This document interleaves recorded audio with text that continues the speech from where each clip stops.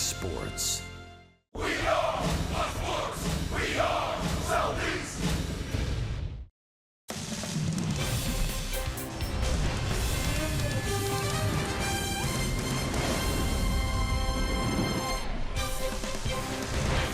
For the second time today, it's time for Braves baseball. What a way to start the doubleheader action. Atlanta clobbered the Marlins 9-1 in Game 1. Touki Toussaint won his Major League debut, and the Braves bats were booming.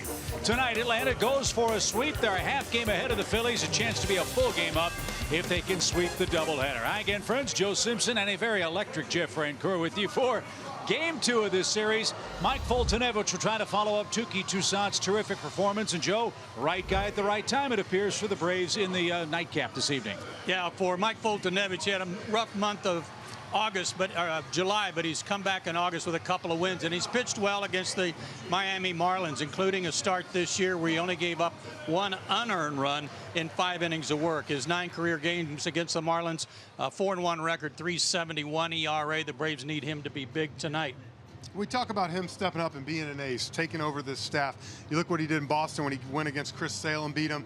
These are the types of things you need. We had a great game today in the doubleheader. You want him to come out, leave no doubt, dominate this game, and get the sweep. Mirandy Gonzalez is the man pitching for the Marlins. It'll be his first career start. He is, however, 2-0 in relief. He's a former Met, acquired in trade by Miami for A.J. Ramos last year. Ronald Acuña Jr. and the Braves bats were booming in Game 1. We'll see if they can do it again. The nightcap and first pitch is coming right up.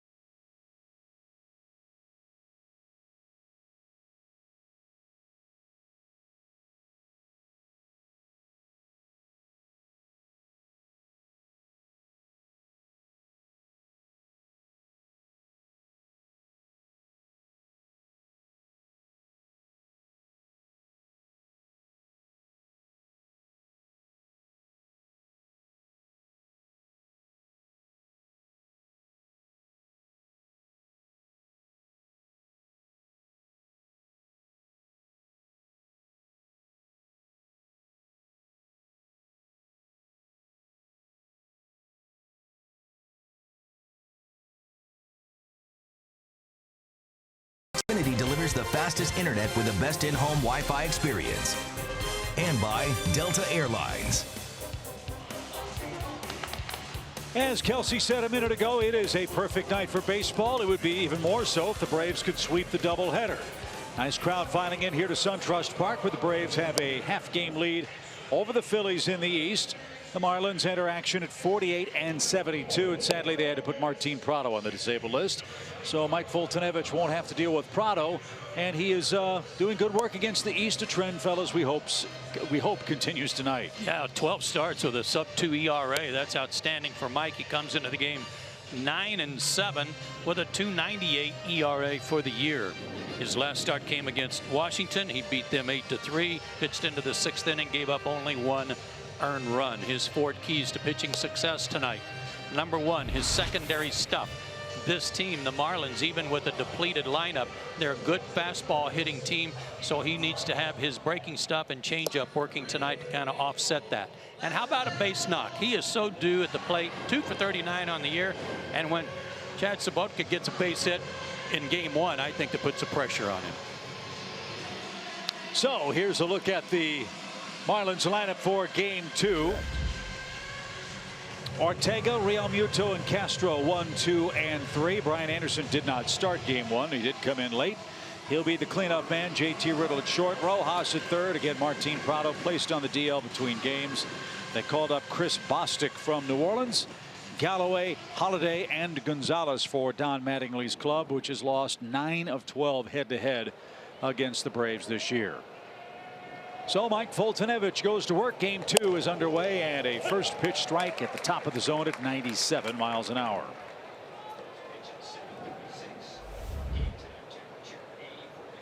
And that's something you want to see tonight, guys, is Folty come out and throw a lot of strikes, get ahead. It's been a long day for the Marlins. You come out and put 3-4 innings of zeros up quick, score some runs. It'll be lights out. 1 ball, 1 strike for Rafael Ortega, the left fielder. He went 0 for 4 in the opener, and Carlos Torres, the home plate umpire, said that one's good enough, and it's now 1-2. A slider. That was good. Threw it for a strike. Yeah, if you look at the numbers for Foltynewicz, you know all about his blazing fastball, but that secondary stuff, Joe, is equally electric. The league hitting 123 against Mike's non-fastball pitches. Hopefully that continues tonight, as that one's over the screen and out of play. Good cut. Still 2 balls, 2 strikes. One of the things that was really fun to watch about Touki Toussaint was in the 1st inning. He was using his secondary stuff right away to offset some of the Marlins hitters. Ran into some trouble in the 2nd inning and recovered from that. Well, I think one thing Folty's learning is when you talk about secondary stuff, sometimes it's okay to throw them for strikes when it's 1-1, and you know, yeah, you're 0-2, 1-2, you kind of want it in a better spot, but it's okay to just throw get me over slider. He throws so hard he can do that and get away with it. Full count pitch coming for Ortega. Instead, Mike steps off.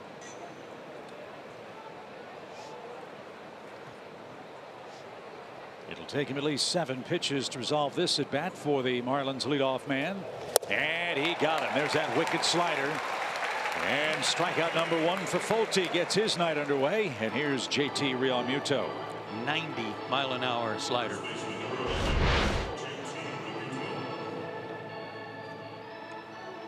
He's got that working tonight, folks. It's going to be a good night. Here's JT Realmuto. He started game 1 behind the plate. He's playing first base in the nightcap. Realmuto reached 3 times. He walked twice, was hit by a pitch, and popped out. Things have been tough at the plate for JT of late. He's got 3 hits in his last 22 at bats with only 1 RBI. And that has been an ongoing problem for the Marlins, who've lost 9 of 11 games this month and are averaging around 2 runs a game as an offense. But this guy can't hit anybody's heater, and he just did. That one's headed for the left field corner, and JT Realmuto will stand there with a 1-out double, his 26th 2-base hit of the year. Turned on a 98-mile-an-hour heater. Well, you talk about JT struggling a little bit. You know, we talked in the first game, guys, about how good the Marlins had been playing, and about August 1st they've hit a skid here. As you said, that ball's not even a strike. Man. But you think about it, Joe, ever since they kind of went through the trade deadline, got rid of a couple of those guys, and you know, sometimes that can affect a team. It's just kind of you hit that point that you're like, season's over. Well, here's Starlin Castro. Castro, 6th in the National League in hits at the start of play today, 129 of them, and batting .281 for the year. Jeff, to your point, it is a mental challenge to show up and do what you're supposed to do and be professional about going about your business. It is hard. Well, think about JT. For years, like you said, he's had Acuña, Stanton, Yelich, Bohr with him in the lineup. Now you got none of them. Mm-hmm.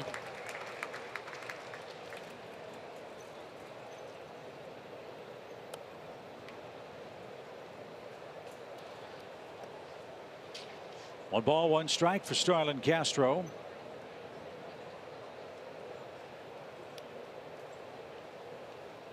It was 11 for 45 against the Braves with a couple of homers in 2018. I like that back-to-back sliders for strikes.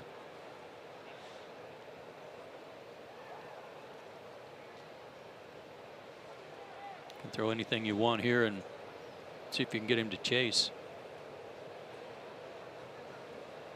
I wouldn't mind seeing 98 a little up in the zone right here. He struck out 95 times. There was the heat, but too high for Castro to offer. Starlin's been a fine player, 4-time All-Star, including last year as an American League All-Star participant while with the Yankees. Of course, he started his career with the Cubs. Then to New York and now with the Marlins. The pitch is high, ball 3.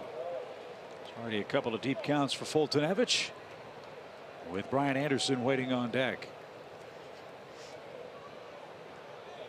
Castro signed through next season. It's a little surprised that you didn't hear his name bandied about in trade rumors at the deadline. With his all-star pedigree, the pitch is outside and a little bit low, so ball 4. So a double and a walk with 1 out. That looked a little bit like the sliders that were called a strike, but that was a little low.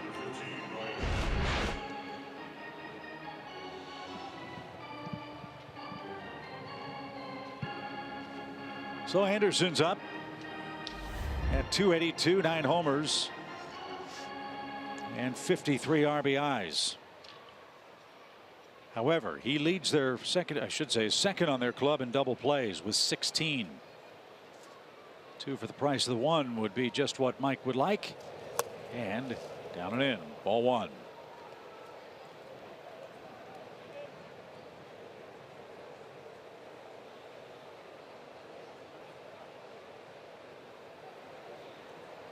Anderson having a very solid rookie campaign for Miami.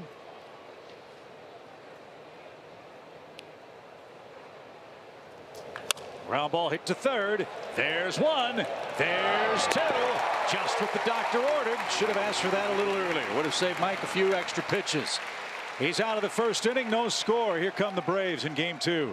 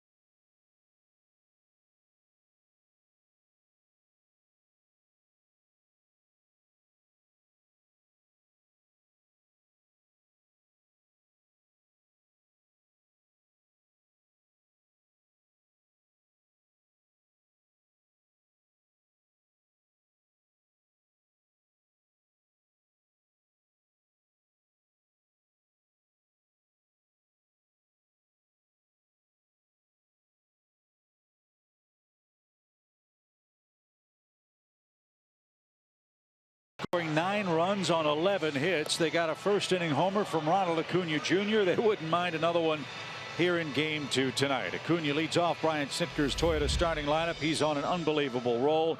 He's homered in 3 consecutive games. Albies, Freeman, and Markakis the first 4, with Acuña at the top, Camargo, Inciarte, Flowers, Dansby, Swanson, Mike Fultonevich 9th. And fellas, a new face in rotation for the Marlins, Merandy Gonzalez, a former Mets prospect. Yeah, he came from the Mets for A.J. Ramos last year. 22 years old, 6 feet 215. He's pitched in the big leagues this year, but you see all 7 games were out of the bullpen. A 2-0 record, 8 walks, 16 strikeouts in 17 innings. Mid-90s fastball, low to mid-90s. Throws an occasional cutter, curveball, and a changeup. So the pitching starved Marlins take a look at the 22-year-old right-hander Merandy Gonzalez, and a rope hit to deep center on the first pitch. Can you believe it?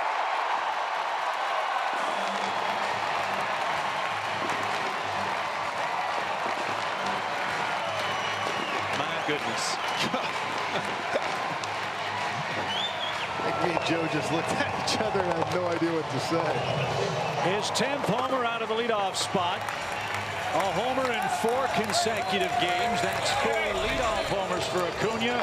And just like that, Atlanta leads. First pitch, fastball down the middle.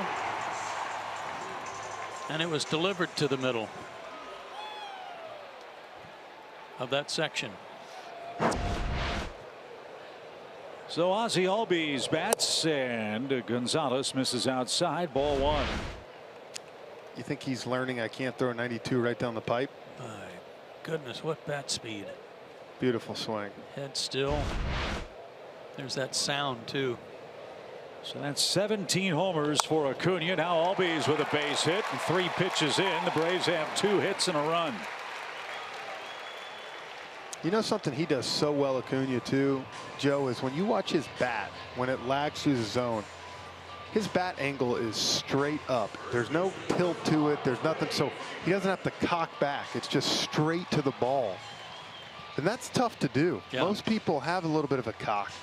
It's like a. Look at this right here. Watch how see how the bat net is just straight to the ball. It never goes forward. Like an axe swing. Which to do that, you got to be so strong. Mm-hmm. Great hands. So here's Freddie. He'll try to extend his hitting streak to 15 straight days. As Joe put it, his hitting streak was snapped in game 1, but he did have a sacrifice fly for his 72nd run batted in. Braves 1, Marlins nothing on an Acuña leadoff home run, a lightning strike on the game's first pitch. A swing and a miss. It's an even count. You know, he talked to Paul after the game about his good game, and one of the things he was talking about when Paul was talking about the excitement he brings to the team is that he's just trying to fire them all up, and he does so in a quick way. Ozzie a good lead at first. The 1-1 pitch is off the plate. And ball 2. That's what we talk about with this Braves club. It's a great mix of veterans, journeymen, experienced major leaguers, and young players. Albies, Acuña, Camargo, Dansby, Swanson. Even Ender's still young, even though he's got some major league experience.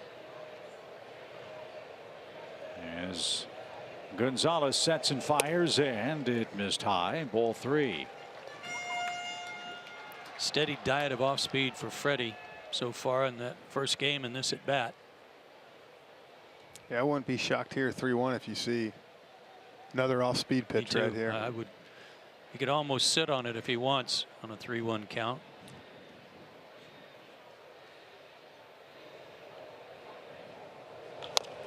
It's bounced toward first. Real Muto steps on the bag, throws to second late. And Freeman's retired, but it's a productive out. Albies in scoring position for Markakis with 1 man out. You almost wonder if Freddie was thinking the same thing we were, Joe, and then just kind of panicked at the end with a fastball. Sometimes that reaction takes over. Yeah, and you can't do anything about it.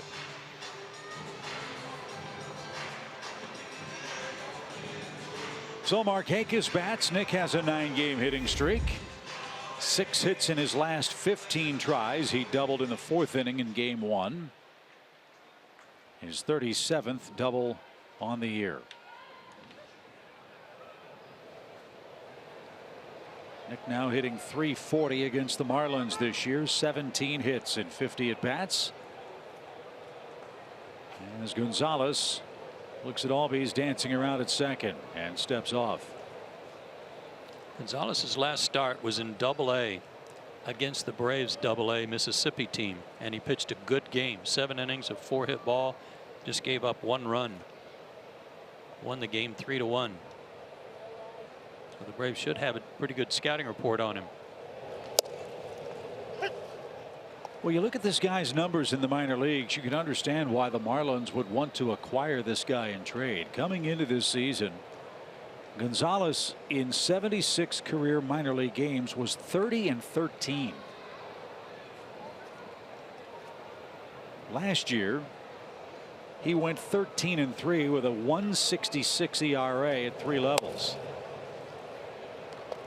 So again, for a Marlins club that is looking toward a promising future, well, they'll let him try to figure some things out here at the big league level as he makes his first major league start tonight.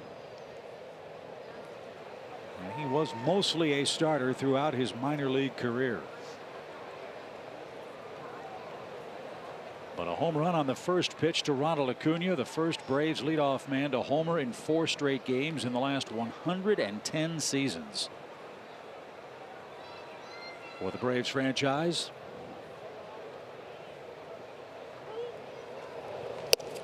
And Markakis took a strike. It's 1-2.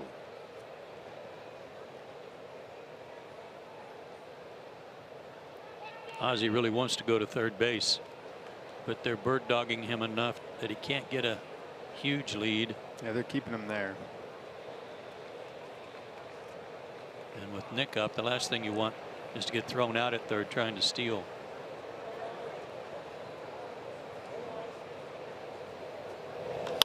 Line toward left, but curling foul. We'll do it again. A ball and 2 strikes. I always wonder too when a young guy like this comes in to start, and it's his first start after spending 7 appearances in the bullpen. You know, if he's holding back or thinking I got to pace myself. That's a tough transition. Well, he was starting down there though, and his last relief appearance for the big club was back in June, so he's been stretched out. Another 1-2 pitch for the Braves right fielder. Instead of pickoff play, and an excellent job by Riddle to get leather on that. Otherwise, that ball's in center field, and Albies is at third base.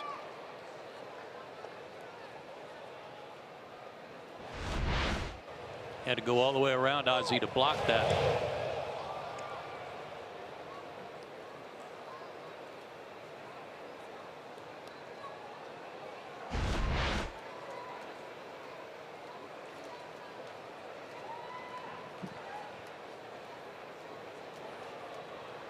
So the young right-hander looks in, and time is called.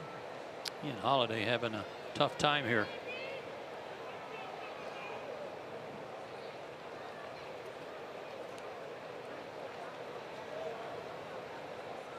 The stretch and the 1-2. Another shot to left. And that's what Nick does so well. Just keeps spoiling pitches off until you make the mistake that he wants.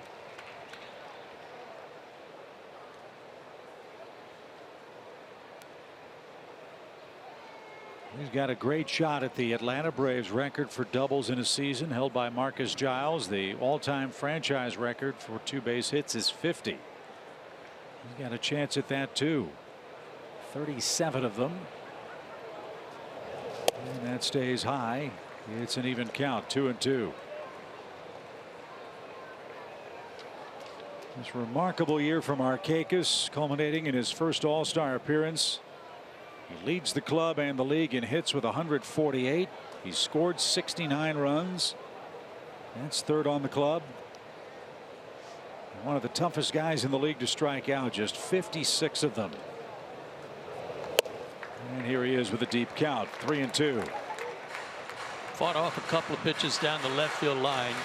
So they come back with off speed, and maybe they think they have him set up to then bust him with another fastball. I hope they try. This is where he's so good because he's just short to the ball. Does a fastball right here. I won't be surprised to see him turn it for a double right down the right field line.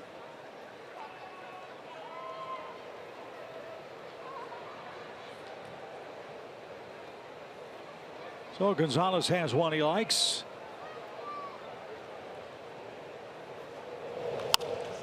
And he fought it off. 94, center cut, bottom of the zone.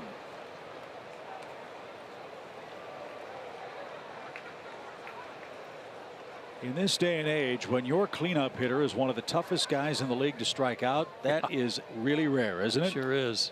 What an asset. You're right. In this era of swing and miss baseball, where strikeouts supposedly don't matter, well, they matter a lot to Nick, who's second to Peraza of Cincinnati is the toughest man to fan. Once every 9.2 plate appearances. And that one's right back up the middle. Riddle knocks it down. That's going to save a run, but it's an infield hit from Markakis. A well-earned base hit for the Braves right fielder. Another good play by Riddle. I don't know if the pitcher, did he slow it down a little bit? I think Nick hit it off the end of the bat, Joe. You see, it's kind of a cue shot. You can see how the ball was spinning. Yeah, it missed This is him. the cue shot.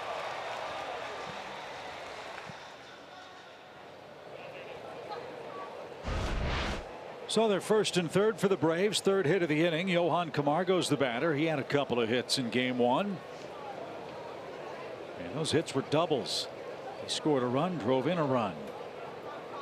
His 9th RBI against the Marlins. Chance for a big first inning for the Braves. The lead 1-0 on Acuña's first pitch homer. And it's in for a strike.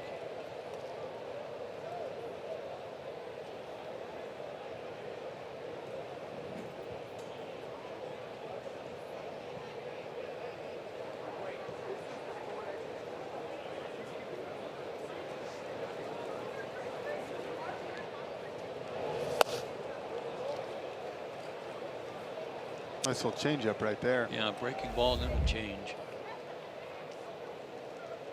They throw him a lot. Teams throw him a lot of straight changes, and he's out on his front foot a lot. But then he's also picked up a lot of 0-2 hits. He has.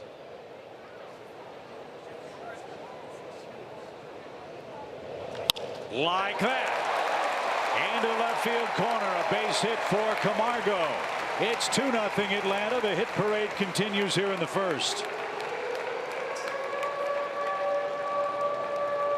You know, you called it right there, Joe, and you wonder sometimes what, you know, you throw off-speed changeup, and then look at this, right? Just, I know he missed his spot a little bit, but you're not just going to blow a fastball at 93 by Johan. You know, he's got quick enough hands. He fouls 100 off. So this is something that, to me, you work so hard for 2 pitches to set yourself up, and then you just let him out off the hook. And a mistake up where he's just, all he had to do is put the bat on it. I like the way he hit it the other way. He's been getting a lot of hits through the shortstop side of the diamond, batting left-handed too.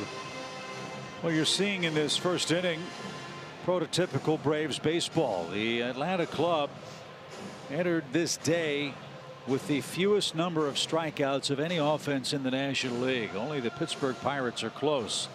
Atlanta with 905 strikeouts, Pittsburgh at 908. And look, we're winning the division. So for me, anybody out there that says strikeouts don't matter, sorry, that's a lot. Look at the Astros last year. Least amount of team that struck out in baseball, they won the World Series. So 2 on for Ender, 2-0 Atlanta. That's grounded foul past first. Strike 1 for the Braves center fielder. Ender's done good work against the Marlins. He's got 19 hits against the Fish, 2 of his 7 homers so far this year. Gonzalez getting worked over for 21 first inning pitches. He's down 2-0.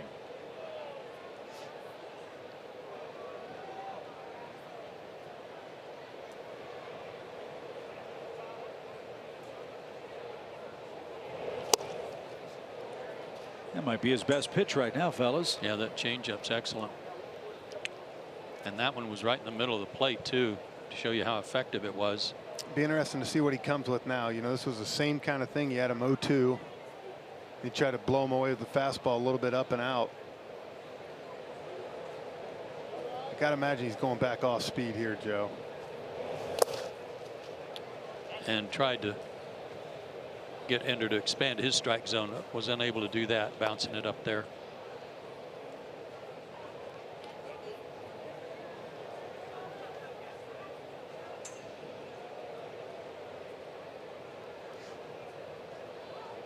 Markakis at second, Camargo at first. 2-0 Braves lead it.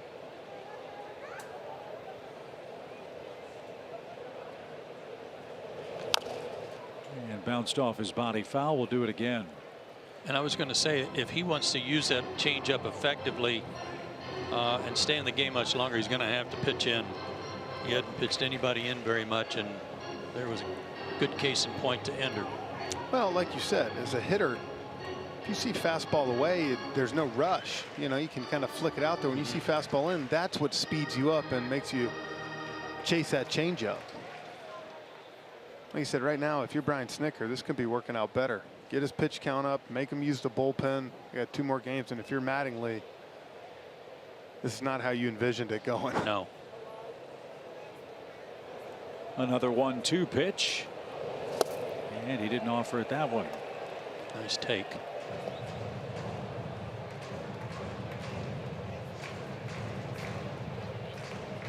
I'll tell you what, I really like to, the last couple weeks, seeing Camargo in that 5th hole. I think it's really just kind of made our lineup flow a little better. Yeah, I like him there too, and he's getting RBI chances. Absolutely, and he's doing it. Taking advantage. Isn't it funny how something as subtle as moving one guy in one spot in the order can change your whole offensive look as a team? In the case of the Braves, it's been more than one change for Brian Snitker. 20-some odd games ago, he put Acuña in the leadoff spot, and the Braves offense has been explosive. And certainly has been the last 4 days with Ronald hitting first. There's just something nice about having a switch hitter there at 5. Another 2-2. And another foul ball. To your point, Chip, since Zach Wheeler shut the Braves out and pitched that great game up at Citi Field, last 9 games, the Braves have gone 6-3, and they've scored 51 runs with 15 homers. That does not count the first inning of this game.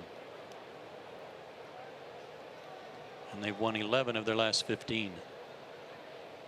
So you guys are right. It is flowing. As the pitch is headed that way toward Ender. Ground ball to second. One there. Throw to first is going to be in time. And that will retire the side. But another productive first inning for Atlanta. Ronald Acuña Jr. leads off game 2 with another home run. He is on fire, and so are the Braves. It's 2-0 after 1.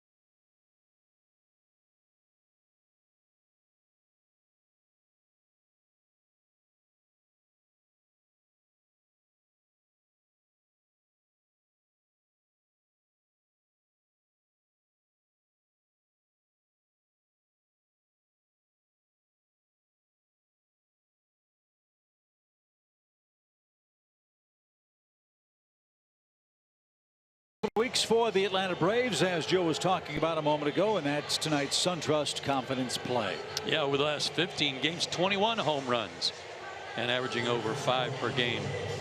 Outstanding work by the pitching staff. It's all clicking right now.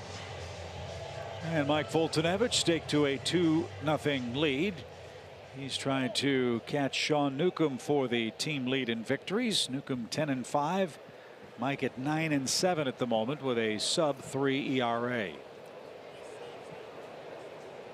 Anderson hit into a double play to end the first inning. Riddle starts off the second, and Mike falls behind him. 1 ball, no strikes. It's kind of weird, but this is the 13th game between these two teams, and I still keep looking for Christian Yelich to come to the plate. I think it's because one of those things you just were still very surprised that they traded him with how long he was under control for.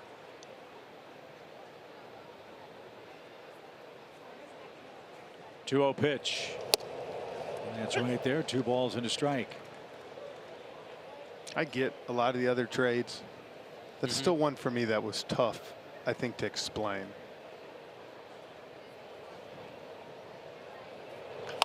Little tapper, and Mike will have an easy play, and he makes it for the first out.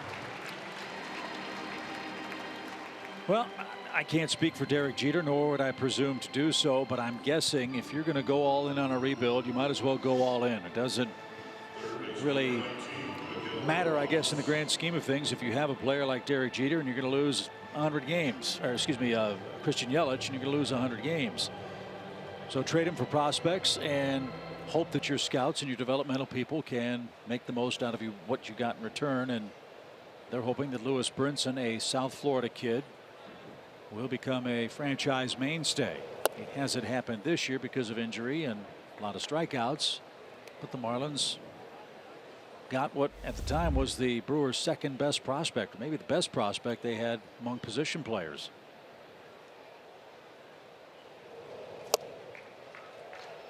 And I understand that. I think where I'm coming from is that Yelich, I think, was under control for 4 or 5 more years still. Right. And so I get the rebuild now, but my point is what about in 2 or 3 years? You know, it's kind of like the Braves with Freddie Freeman. It could have been easy to say. Rojas with a base hit on a 1-1 count. That's the second Miami hit. You saw Martin Prado briefly in the Marlins dugout.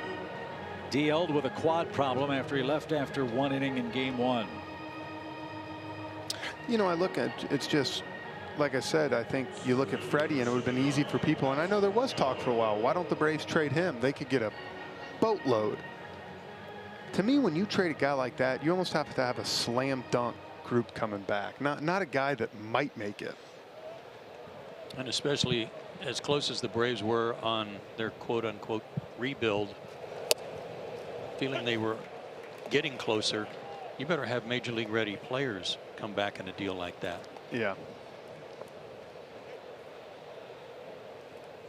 I'm glad they didn't deal him. Yeah, right. Isaac Galloway had a couple of hits in Game 1, drove in his first big league run in the second inning, and was a little late. You don't know his story.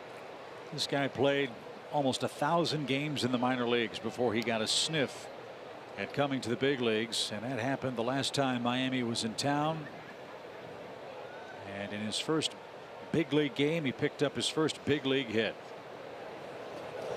And to a man, the Marlins were incredibly emotional and excited about Galloway picking up that base hit. Real persistence. Yeah, it was a good story.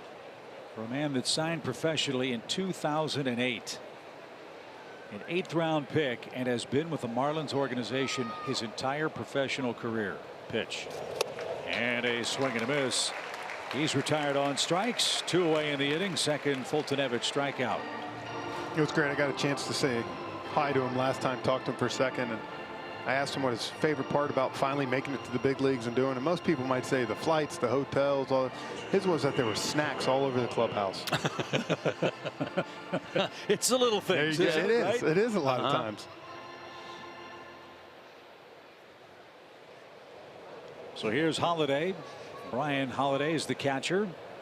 Mike would love to get him and start the third inning with the Miami pitcher. And that's in the dirt. 1 ball, no strikes. We're seeing a few more breaking balls from Mike here in the first 2 innings, though.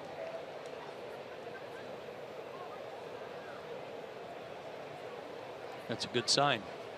He's throwing it mostly for strikes.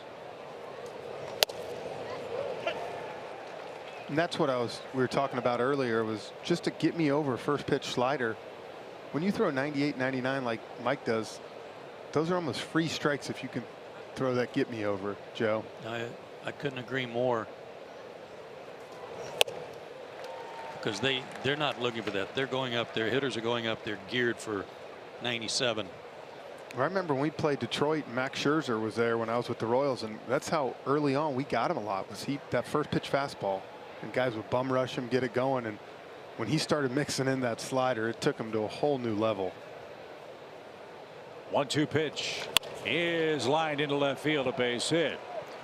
So a 2-strike hit for Brian Holiday, and the throw is going to come to third, and it's going to be in time. Where in the world was Rojas going? He just made the third out at third base, and the Marlins won't clear their pitcher, and now Rojas is limping toward the dugout after they lost Martin Prado earlier in the day. He's out number 3, and that ends the second inning. Thank you very much. 2-0 Atlanta in front.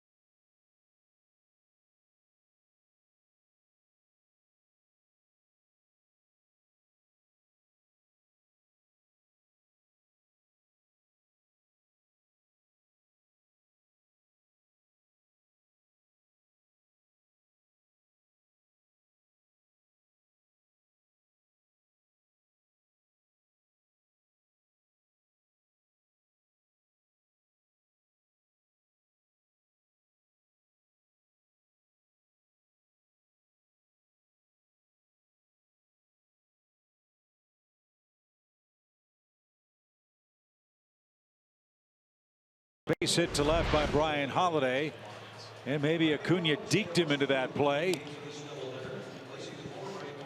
And Rojas was an out and immediately grabbed his left ankle. I guess he thought he was going to catch Ronald sleeping, and he might have been a little flat-footed, but it didn't work. I think you can catch the center fielder sleeping sometimes. Left field is tough because even if you do catch him sleeping a little bit, all it takes is one good throw and bam. Short throw, yeah. So Rojas is out. And he's headed to the showers.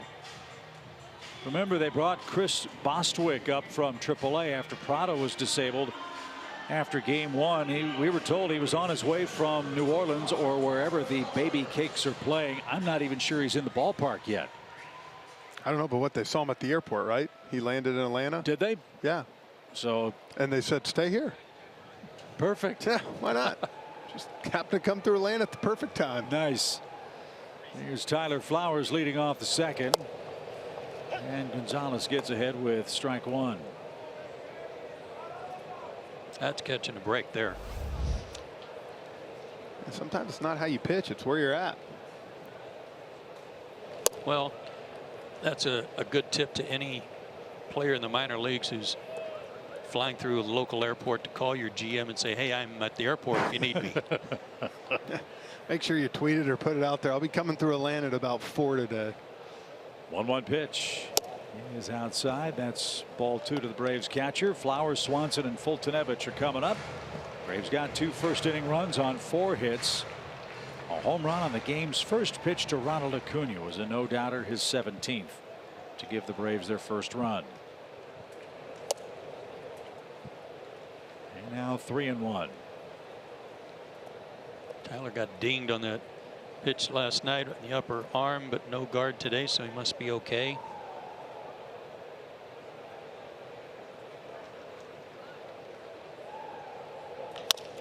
That's hit towards short, and Riddle's got it. There's out number 1. And here's Dansby. Mr. Swanson had himself a big day against Milwaukee. In the 6th inning, the Braves were down a couple of runs after Flowers got hit by that pitch Joe was talking about. Milwaukee tested Dansby's happy zone, that up and in fastball, and he didn't miss it. He crushed a 2-run homer to tie the game in the 6th.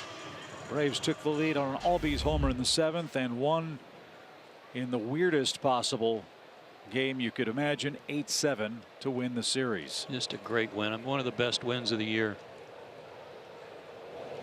I mean, we were raving about it in that we can't remember a game where the Braves were out hit by 10 hits, where the other guys left 14 men on base and Atlanta won. But that's what happened. That's one of those games you win the division by 1 or 2. You circle that right there. Last time the Braves allowed 19 or more hits and won the game, you have to go back to 1964. So it was an improbable but huge win, and a game that, you know, when you think about playoff races and where the Brewers and Braves are, not just in their divisions and wild card, you win that game, that might be a biggie come postseason time. As Johnny Vetter's got the win, E.J. Minter the save.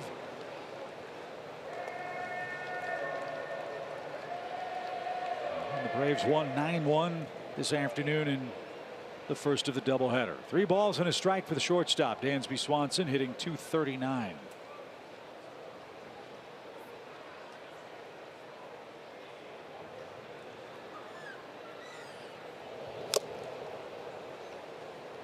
When we talked about it too, the Braves have played about 4 or 5 games less than most teams, and so, you know, they have a chance with some of these doubleheaders and games they play to make up half games on other teams. Milwaukee's one of those teams, but they have a day off today. They have 8, counting today, 8 off days the rest of the year. That's a lot. Did he go?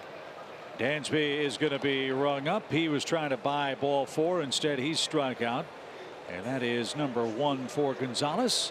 2 outs for Mike Foltynewicz. This is where one of Joe's Ford keys comes into play. Let's see if Mike can pick up that ever elusive base hit. 2 on the year, 2 for 39. He's got 3 RBIs. Yep, and one of those was recent.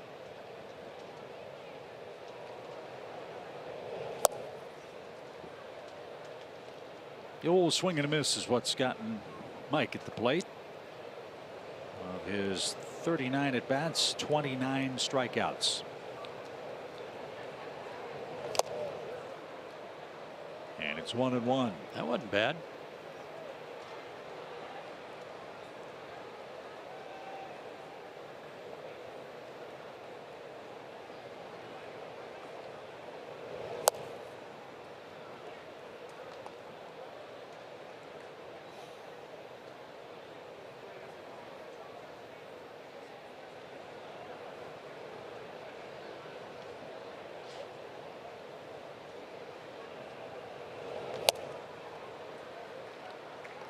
There's only 2 people that have ever hit 2 leadoff home runs in one day. Is Really? that right? Huh.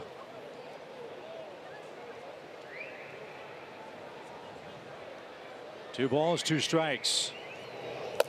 Full count to the Braves pitcher. Thank you very much. Well, that man's done it today.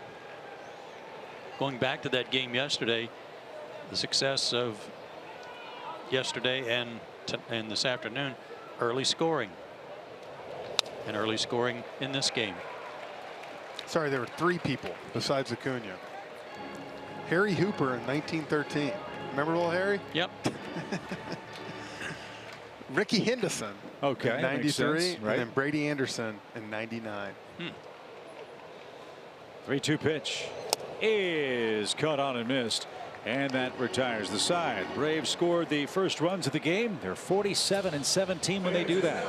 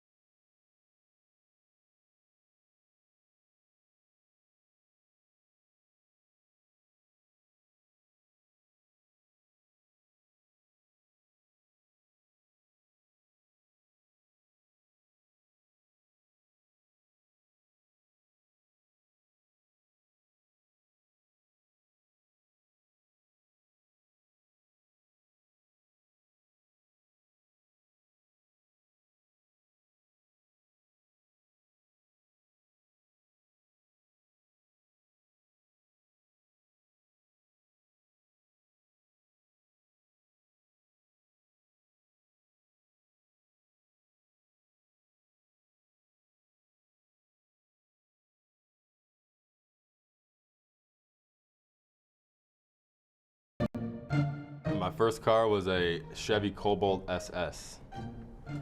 Is there any more to that? What do you want to? What do you want to know? It was you want me to explain? It was funny. I mean, I was just like all in the, them types of cars. Chevy Cobalt. It was silver. Had the spoiler on and all that, manual. So I was shifting that bad boy around to high school. I had to put pipes on it and all that fun stuff. For some reason, I've always wanted it. And, yeah, so it was a pretty good one. I could just see Mike doing donuts in the school parking lot in Minooka, Illinois, with a big spoiler on his Chevy Cobalt. Wonder if he had dice hanging from the mirror. I'll bet it was rumbling. I know that. Yeah. Jeff, what was your first car? I got a old Explorer, and I kind of got lucky. I was actually supposed to drive my dad's 1984 Chevy Caprice Classic. But thanks to my brother getting in a wreck and 2 speeding tickets, he couldn't afford the insurance on the Explorer. So I got that, and my brother took the Caprice Classic down to Georgia Southern. Nice. Which ended up being a great car for down there. The guys loved it. Joe? I'll get to that in a second. Uh-oh. A strike to Gonzalez, the Marlins pitcher. No. 1 ball, 1 strike. The first car that was mine. Ground ball to second. Ozzy's got that. There's the first out in the top of the 3rd. Pretty cool car. 66 Mustang GT. Oh, bet you wish you still had it. 4-speed. Oh, man. You spoiled brat. No, my dad paid $50 for it. Really? Yeah, from my old football coach, because his son was tired of driving it because the battery was bad and it kept dying. I said, come get it. Wow. Man, oh, man. Green with white racing stripes, baby. What'd you roll on, Chip? Well, it's a funny story. My dad decided it was time for me to have a car, so he had a dealership over in Stone Mountain that he was working a deal with, and he got me. He said, I want you to have a big car because if you have a wreck, I want you to be safe, like every parent, right? So we go to this dealership in Stone Mountain, and he finds me a 1977 dirt brown Dodge Grand Monaco 4-door. This thing weighed like 6 tons. 6 tons. It got 9 gallons to the mile. It's a guzzler. Right. And my dad's driving the car back over toward this area of town, across the perimeter. Has a bunt right back toward Mike, and he makes the play. Ortega's retired, 2 outs. And he's extolling the virtues of the vehicle and telling me how safe it is. And we're just rumbling along with the windows down. And he looks down at the speedometer. He's doing 110 on 285 in broad daylight. And he called the dealership and said, "What kind of car did you sell me?" He said, "Well, Skip, it was a former New York Highway Patrol car with a souped up engine." And he didn't tell me. So that was my first vehicle. Nice. An Interceptor. Yeah. JT Realmuto with 2 outs. All I could say about that car is it went through gas like my dad went through Beefeater, and that'll tell you all you need to know about the Grand Monaco. Double for Realmuto, one of 3 Marlins hits. This one's in the air to center. It's shallow. Ender is not going to get there. And off the end of the bat, Realmuto has his second hit in as many tries, and the inning continues for Starlin Castro. Good player, folks. And it'd be great for the Marlins if they could sign him and have him be a cornerstone in their rebuild. He's a special, special player. Again, not a bad pitch. That slider didn't break as much as he wanted it to, and it kind of held onto the corner. That's one thing, talking to Don Mattingly, you hear about guys getting, 4-year deals, catchers and stuff. He said, I wouldn't be scared to give this guy a 6- or 7-year deal for the fact that, he's in great shape. And if something was to happen, he can play first base, and his offense is good enough to work at first base. Yeah, he was a converted shortstop from high school. Good athlete.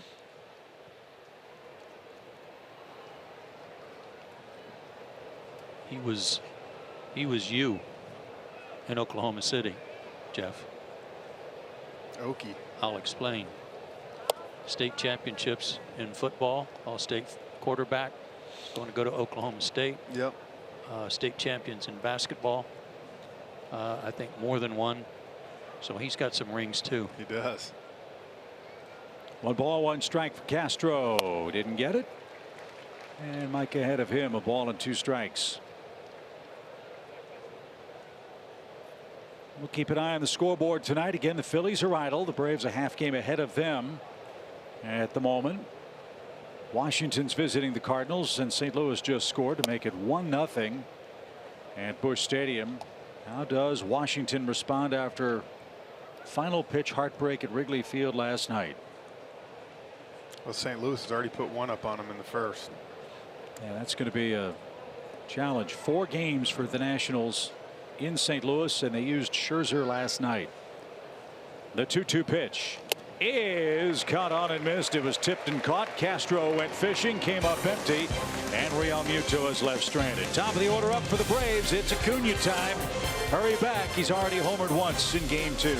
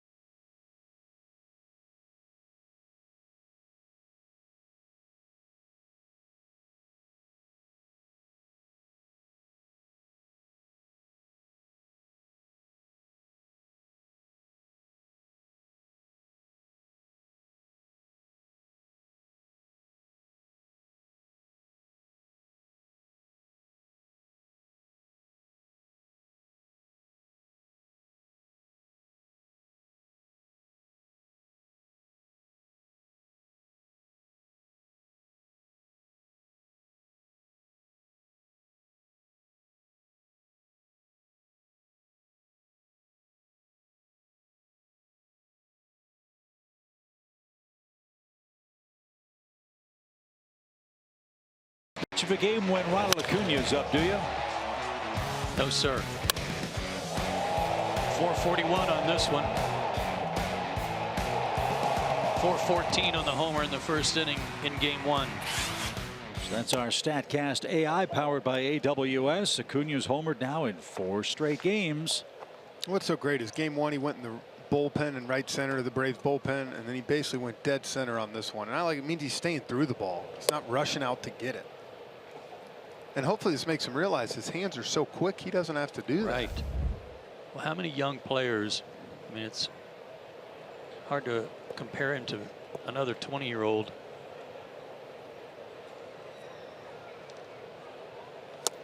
But how many young players who have this kind of success, who hit a bunch of homers, he's got 17 now, don't suddenly turn into, you know, pull happy. I want to hit 2 more tonight. I want to hit another one in the left field seats. He's using the whole field. It's great. And I think that's one thing Seitz is so good at. I know when I was in Kansas City, he did such a good job for me of, even if you do hit a big bomb to left center, gap one, hey, let's get back to the middle of the field. That's where all the hits are and everything's open. I think he stays on him pretty good. 3 balls and a strike. And he took a shot at right field there and fouled it away. He's our Georgia Lottery hitting the jackpot feature. Let's see what Ronald has done at home. As you know, this is an important stretch on the schedule. The Braves playing 11 games in 10 days at SunTrust. 6 and 10. Really all you need to know in 7 home games. 1740 OPS. Yeah. Sharply hit, but right to the shortstop. And Riddle is there for out number 1. How much of Acuña's success, guys, is comfort level? He's been through the league a time now. He's seen some of these opposing pitchers a little bit more. Just having a book and an idea so that it's not all so new for Acuña. Not to mention leading off where you get an extra at bat or so a game. You know what? I think this day and age, and Jeff, you can correct me if I'm wrong, but there's so much available to him through the coaches. Through Kevin Seitzer and Jose Castro. They have so many good scouting reports. They have so much video that it's almost like, you know, he remembers how a guy got him out, certainly. But if you want any advance work or anything like that, any preparation, and it's available to you, and they can really help that way. And I think the game's changed in the fact, and it was probably way worse when, Joe, when you played, but even when I first came up, it's almost like when you got up here, when you first came up, you were expected to know how to hit, know how to do all that. And not that they didn't work with you, but it was almost like you got up here and now you know, go out there and play. Whereas I think now there's so many numbers, so many stats. These guys, as Joe said, are getting information fed to them every single day. And I think it's given him a comfort factor. Giving him a leg up for sure. You can't rely on that 100%. But as a young player, you come up, you do rely way back on the veterans to give you a scouting report on somebody, and here's what he'll try to do to get you out. And you see that little iPad they just showed right there. You know, that's got his fastball velocity, his off speed, and it's got tendencies in there. And so it's all right there for you in the dugout. And, you know, you can see right there, it talks about which pitches he likes to throw in different situations. And so you watch film, you have that. Not that I mean, it's still hard to hit a ball, but at least you have an idea of what you're going to do. You have an approach, put it that way. 3 balls, 2 strikes for Ozzie. The pitch is smoked to second, and Castro scoops it up for out number 2. So all of a sudden, Gonzalez is finding a little rhythm. He's retired 6 straight. And Freddie Freeman's the batter. He bounced out to first in the first. That bouncing ball led to Atlanta's second run. Johan Camargo brought it in with a base hit.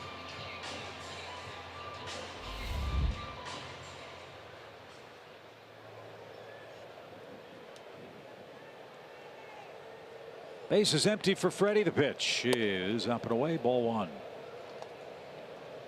Other National League action. Cleveland's in Cincinnati, in interleague action, I should say, but the game in the National League Park. Cleveland leads 2-1 in the 4th inning. As Freddie pops this one up. And drifting out is Riddle. He's going to get there. Galloway came sliding in and got out of the way. And Gonzalez is rolling. He's set down 7 straight, but trails 2-zip.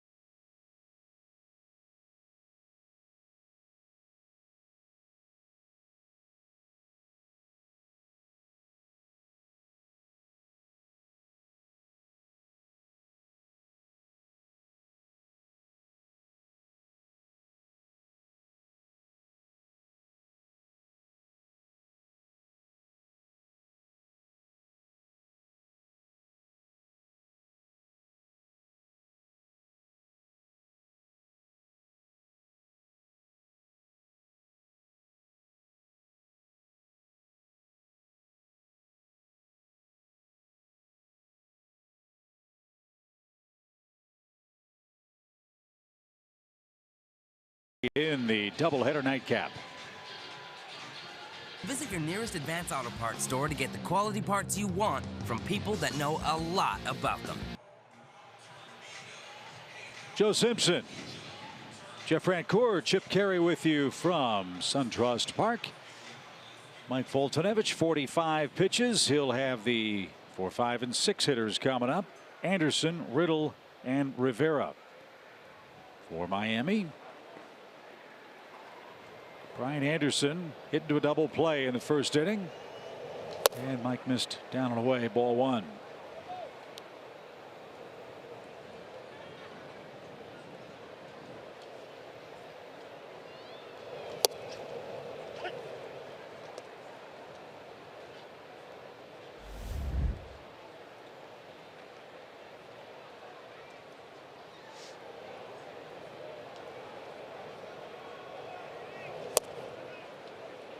Just a little low. Good pitch. Last 2 pitches are my favorite fastballs from Mike Foltynewicz. They may not be 99, but the ball's coming out of his hand so nicely and so easy without max effort.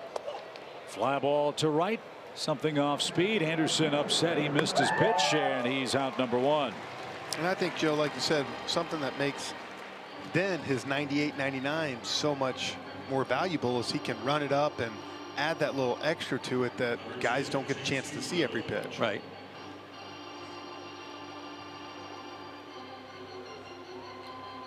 You know, Anderson signed as a third baseman, and because they had Martin Prado, they moved him to the corner outfield spot this year, especially after all the outfield trades. But I wonder if with the injury to Martin again, and now with Rojas hurt, I wonder if they might start playing him more third base just to see if he could do that going forward. Riddle lost the bat, and he'll have to pick it up. Down, no balls, 2 strikes. Come on, Chip, you don't pick it up in the big league. Someone else does for you.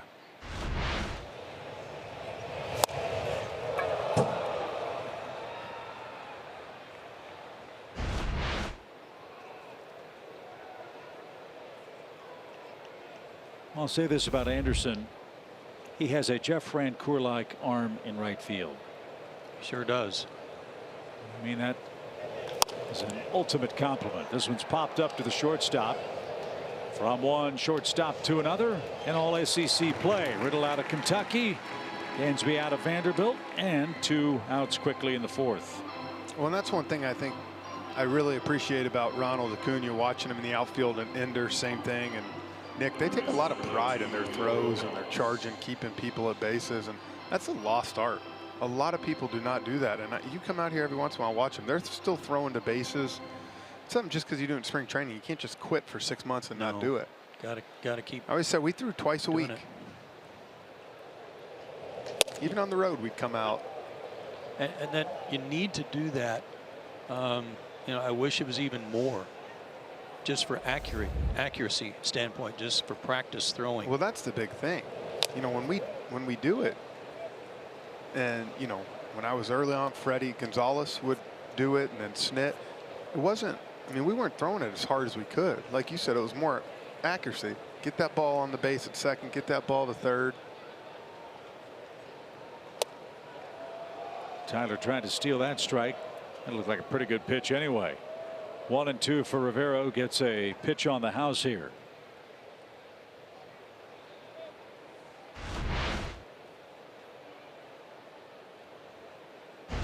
Could have gone for strike 3 for sure.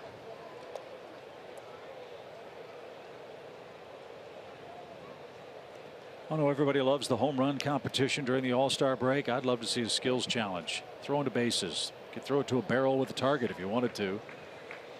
That'd be a lot of fun. 2-2 pitch. And he is out on strikes. 3 up, 3 down for Foltynewicz. His 4th strikeout. He leads by 2 in game 2.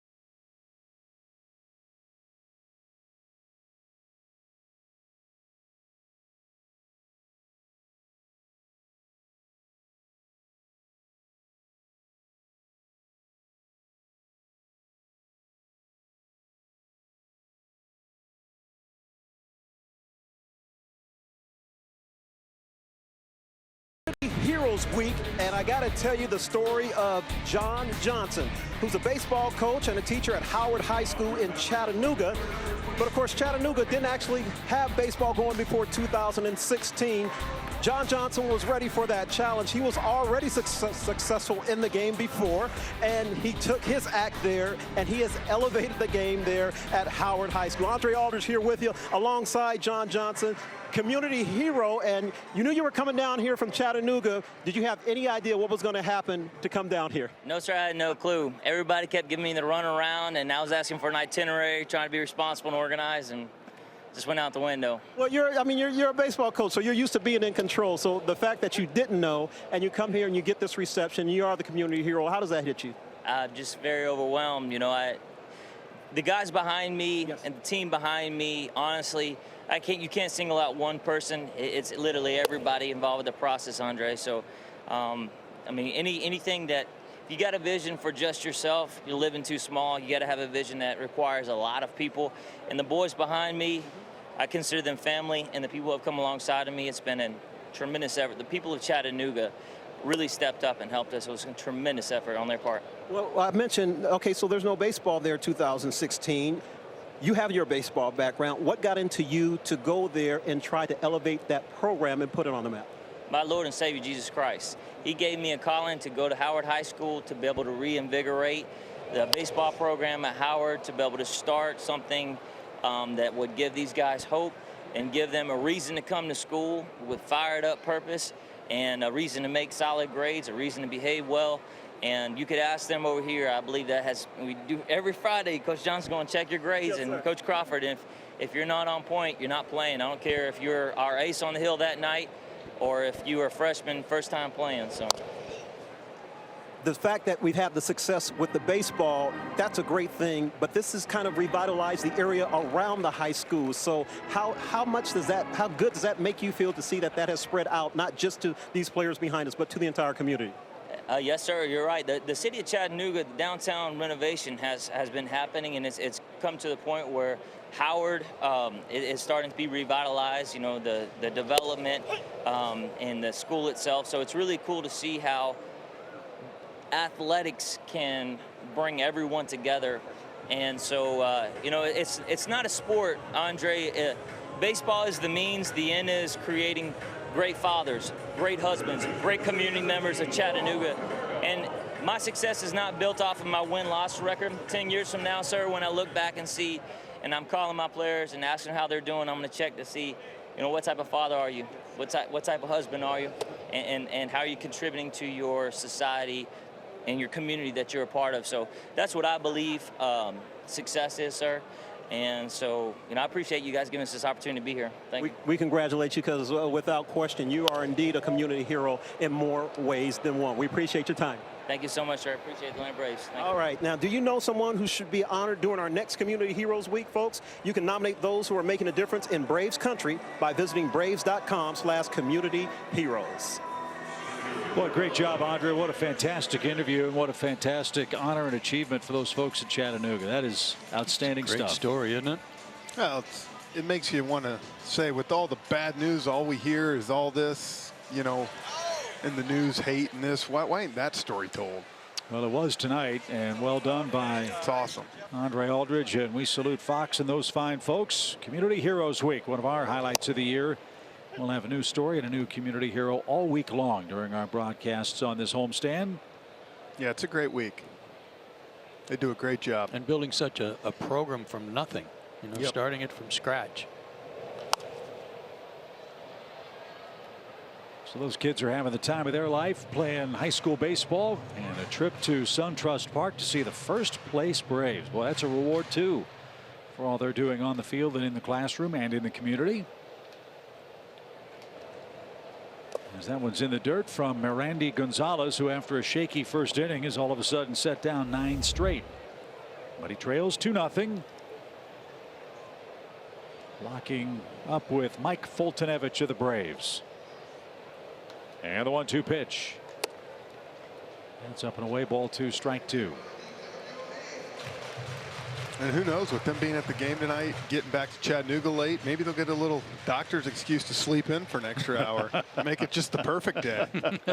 Right? Not that I know from experience. No, You know? no. 2-2 is hammered foul.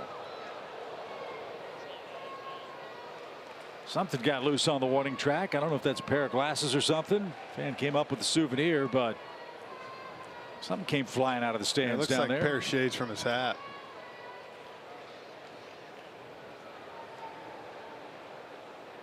Yep, don't cover up the A. Good job. The pitch. And off the screen left side. Yeah, that guy took the Bobby Cox school of Sure did. shades right there. I was thinking about Bobby today and how fun it was to listen to his nicknames for players when they would come up and how he would shorten or whatever. And I was wondering what his nickname would be for Tookie. Maybe just T. Maybe just Took. And a line drive by Ender with 2 strikes and 2 outs.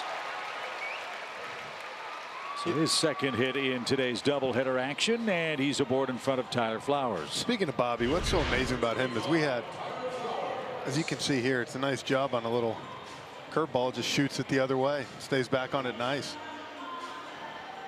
Good swing. But Bobby, we had the alumni parade on Saturday, and there's Bobby, of course, out there and going through the parade and 90 degrees, and he's at everything, man. Sure is. He's so given with his time. Mm-hmm. Surprised he didn't have spikes on. Yeah, that would have been the only thing that would have been better. Tyler Flowers grounded out his first time up and takes upstairs, ball 1. Loved hearing what Bobby had to say about the job Brian Snitker's doing as the Atlanta manager. I mean, you talk about a full-throated, wholehearted endorsement.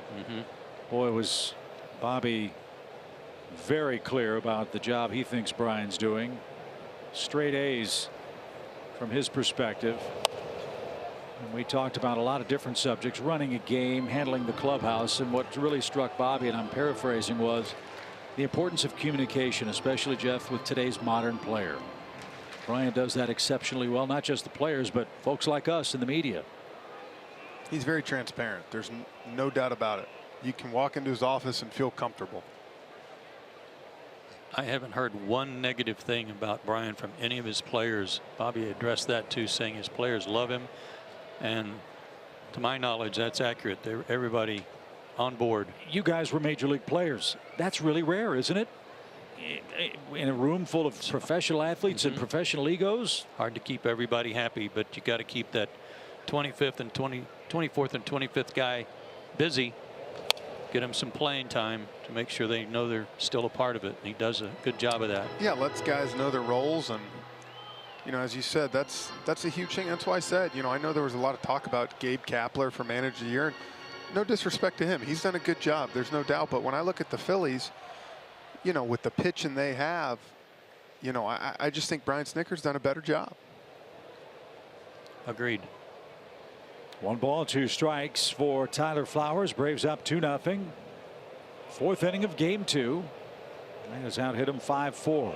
Pitch is hammered foul and down the line. And I know if you told Snit that, he'd say, which is true to his coaching staff too, of EY and Sal Fasano, Walt being on the bench with them. You know, it's a group that, like I said, they're together all the time, talking, communicating.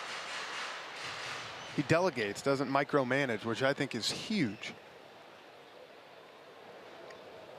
I guarantee you Brian Snitker cares about winning one thing, and that's tonight's game. All those awards and managerial stuff, that's the farthest thing from his mind, as Flowers just missed and pops it into left. Ortega is under it, and he's got it, and that's the inning. No runs, a hit, a man left. Bottom part of the Marlins orders coming up.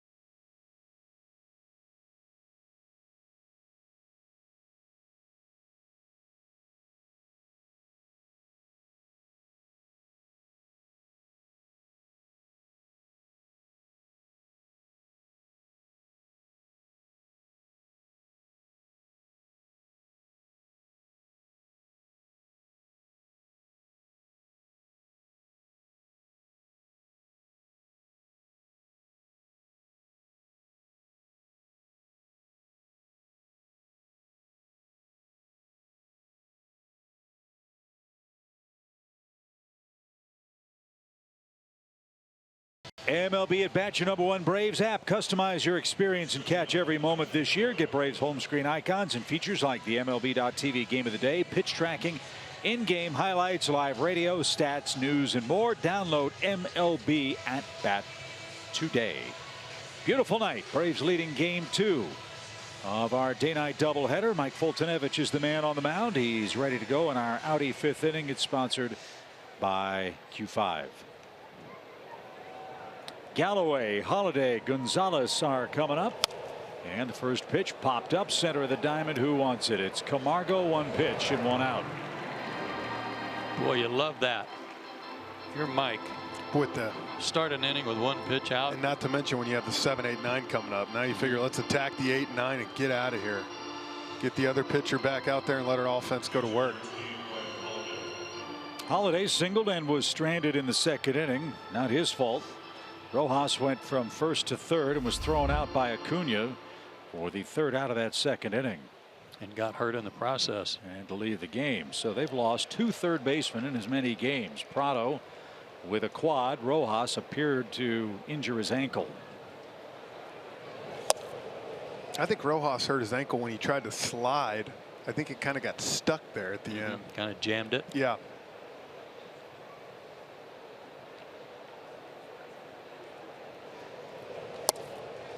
Mike has had good off-speed stuff in this game. One of Joe's keys. How good would his secondary stuff be against Miami? He's used it well too. He hasn't overdone it. He's used it effectively. Little pop over towards second, and Ozzy's there. Freddie peeled off at the last second, and a quick second out, and the pitcher's coming up. And we're seeing again in Game 2 to this point, guys, the overriding problem that Miami's going to have the rest of the way. Not a lot of thunder in their lineup, a lot of young players, and not a lot of offense. I mean, they're hitting around 200 in the month of August. They're averaging about 2 runs a game. They've lost 9 of 11 games so far this month. Well, and I think Joe said it best. It's no disrespect to the Marlins, and we know they played some really good ball for about 40-50 games, but at this point with the guys they have, you got to beat them. You got to get out there and just win these games. Take advantage. They are depleted, and you know, Don Mattingly's doing everything he can to put the best team on the field with a chance to win. 1 ball, 2 strikes to Gonzalez. I think that's Mr. Bostic who's arrived. And that takes care of Miami very quickly. 7 straight retired by Foltynewicz. We are halfway home in Game 2.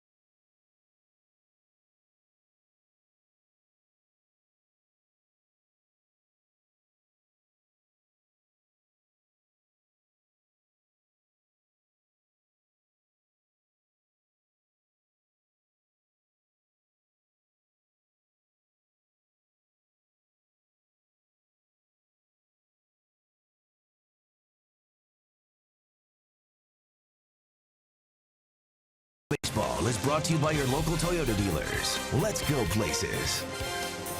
And by SunTrust. Confidence starts here. All roads lead to SunTrust Park here in Atlanta, Georgia. Atlanta 2, Miami nothing as the Braves come up here in the bottom of the 5th inning. Dansby Swanson will get things started. And Mike Foltynewicz and Ronald Acuña Jr. Let's take a look at this date in baseball history. It's brought to you by Geico. On this date, 1963, Warren Spahn breaks Rube Waddell's record for career strikeouts by a left-hander, 2,382. I said I thought that was Lou Burdett watching the windup of Warren Spahn. Is that Bertie Tebbets? That be the manager back in those days? We'll have to check that out. I don't know. I'll tell you what, I know a lot of history of baseball, but I'm going to have to stay out of this one. Yeah, just a wild guess.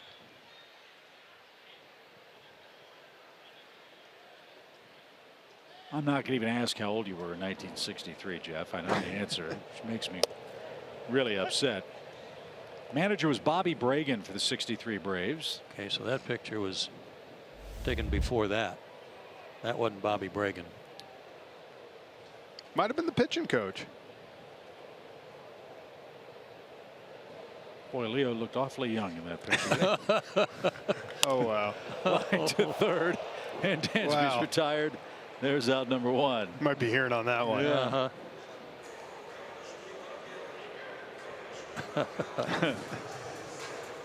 All right, Folty, take 2 and go to right. Yeah, here we go. None of this stepping in the bucket and don't take 2. Swing at the first pitch. Doing the whirly gig. Yeah. Mike struck out his first time up. There it was. See. Mm-hmm. Hey, you know what? This kid Gonzalez, he's doing all right tonight. Yes, he is. For Miami again. He's recovered after that first inning. When you go 30 and 13 in this day and age in the minor leagues, that's notable. I mean, he's started a lot. He's won a lot. Now it's a matter, I guess, fellas, of refining that stuff and doing it every 5th day up here. He gave up a homer on the first pitch of the game. He gave up 3 singles after that in the first inning. Those are the only 2 runs he's surrendered. And he's retired 11 of his last 12 hitters. Yeah, he got ambushed in the first. Go to right. Little pop, but Anderson's going to catch it. Mike makes contact, but he's the second out. Hey, we're heading in the right direction, though.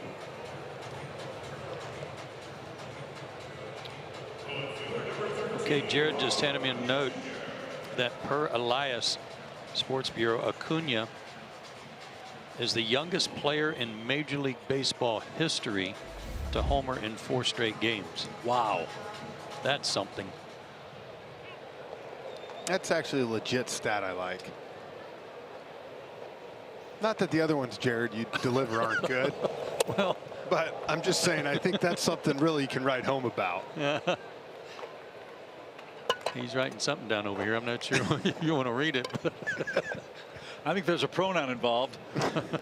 We'll leave it at that. Pitch is popped up behind first. Anderson on the run. Still coming. That's going to drop. He's hitting them high. He's hitting them low. He's hitting them deep. He's hitting them shallow. And they're all falling in. A multi-hit game for Acuña in game 2.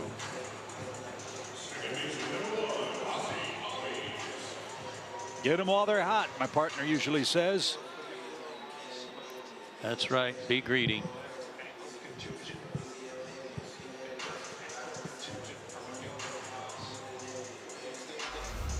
So let's see what Albies can do. He singled and scored the second Atlanta run back in the first inning. Ozzie scored a lot of first inning runs this year.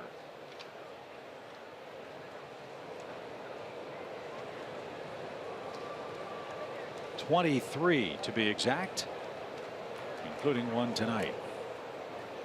Official word on Rojas. He left with an ankle contusion. He is day to day.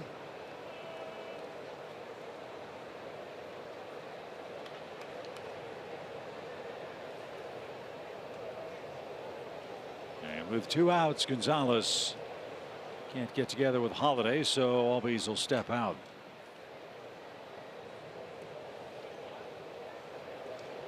So Major League history tonight, Ronald Acuña,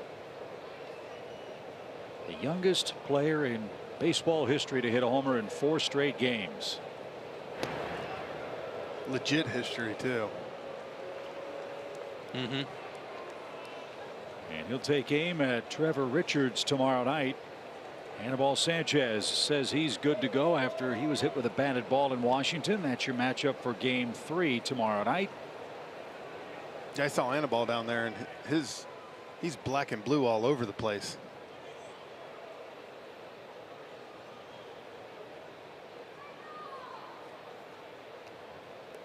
Carlos Torres was looking into the Miami dugout. Well, they were still checking. I think Paul Nauert was saying, you're out of time. We got to go.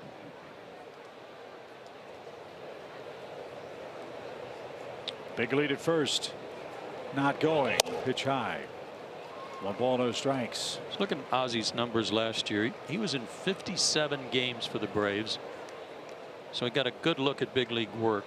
Pitching, hit 286. He hit 6 homers last year, and I remember that. He also had 5 triples.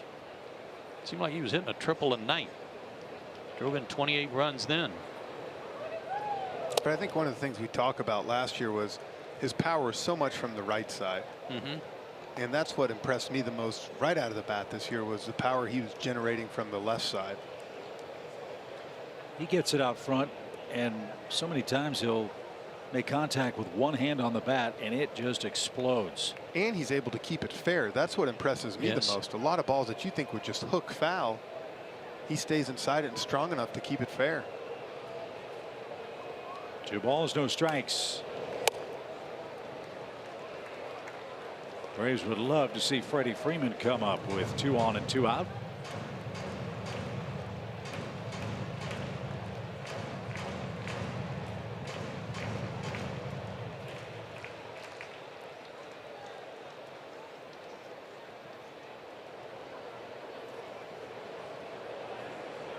Gonzalez ready. Here it comes. And he got it over at the knees. It's 3-1. Cardinals and Nationals tied 1-1 in the 4th inning in St. Louis. Cardinals have won 5 straight series, by the way. Said last week, keep an eye on them. They're trying to make a charge.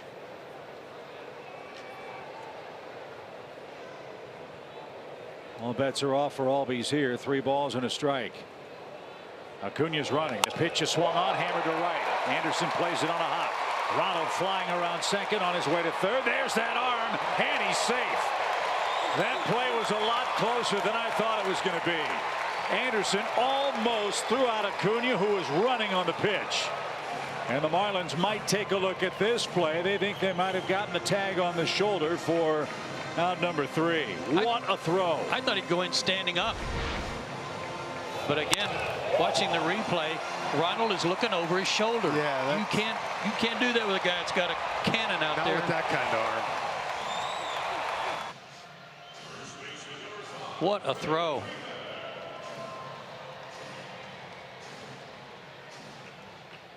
Boy, that was so close. Yes, it was.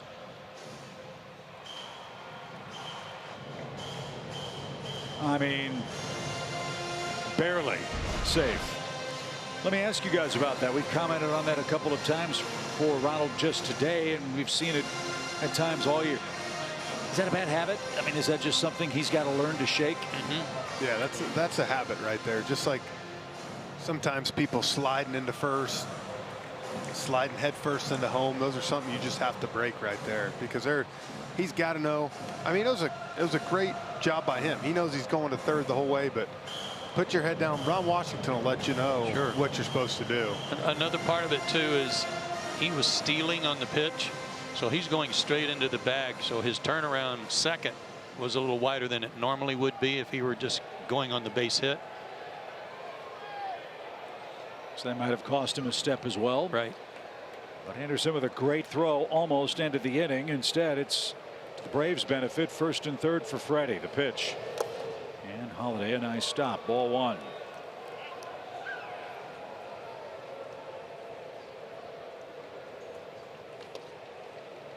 Again, Miami has the 3 defender on the right side infield shift for Freddie. It's confounding. He beats that shift so many times. Well, as you said it, Freddie's hitless on the day. You know, he'd like to join the party. This would be a good spot for it. 1 ball, no strikes. Yeah, the way he's worn them out this year, this is a huge slump. 0 for 6.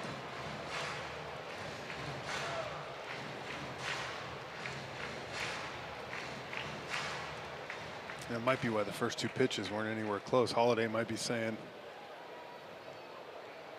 don't go to the well one too many times.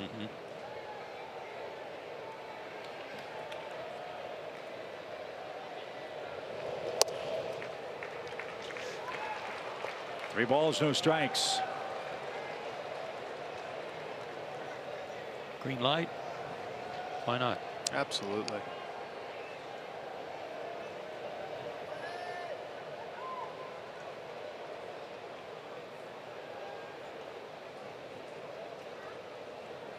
We're about to find out. He instead to first.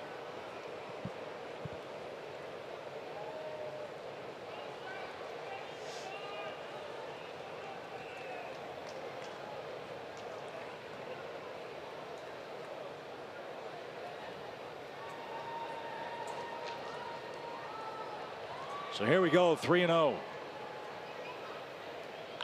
Green light, base hit. It's 3-0. End of slump.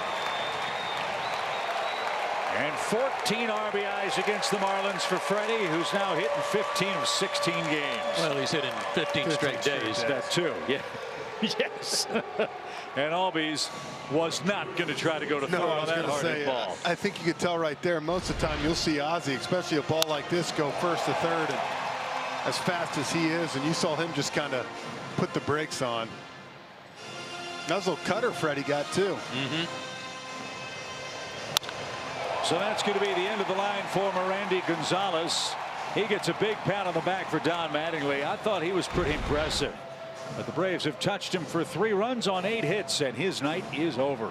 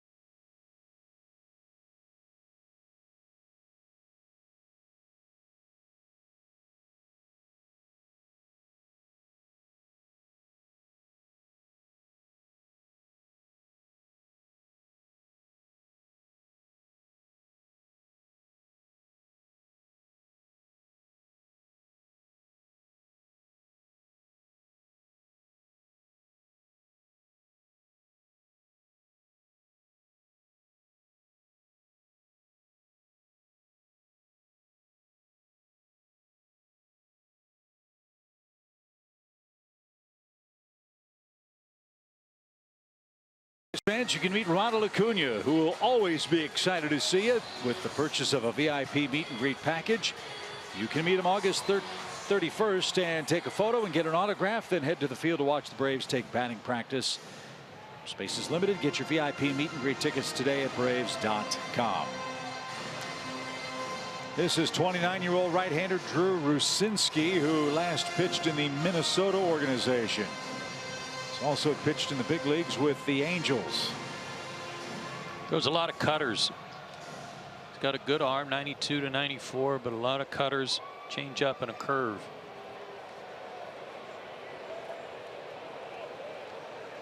He'll face Nick Markakis with 2 on, 2 out, and a run in. 3-0 Braves lead. Rucinski out of Tulsa, Oklahoma. You know, this is kind of a Braves inning where you were just talking about Gonzalez, and he pitched well, and he did. And then all of a sudden, bang, bang, bang, 3 straight hits. Another run, more trouble. And you know how deadly the Braves have been all year with 2 outs. Another 2-out run, this time from Freddie Freeman. And that's foul at the plate for an even count. Well, that's a big run. It just gives you a little breathing room right there. You felt like Fulte's in control right now and things are going well, but you'll take runs anytime you can get them.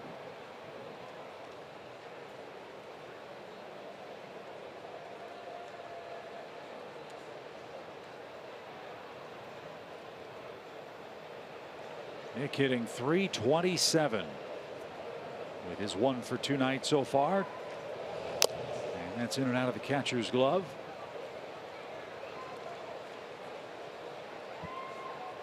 Markakis leads the National League in hitting. Freddie Freeman second. Christian Yelich third. Scooter Gennett fourth. Nolan Arenado of Colorado fifth. We'll see Arenado and the Rockies later on in the week. This might be the first time in a long time this far in the season you haven't seen a top 3 hitter from Colorado. The 1-2 pitch. But we'll see him soon enough over the weekend for 4 days, and they may not be at the top of the league, but they can all swing it. LeMahieu, Story, Arenado, Gonzalez, Blackman.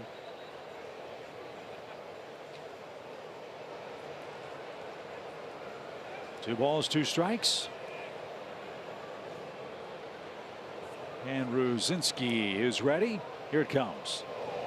And it's right back to the mound. And Ruzinski with a nice athletic play puts out the fire. But Atlanta gets 3 straight 2-out singles. Acuña, Albies, and then Freddie Freeman with a base hit that beat the ship. 73rd RBI for the Braves first baseman, extends the lead for Mike Fultonevich. Top of the order coming up. 3-0 Atlanta.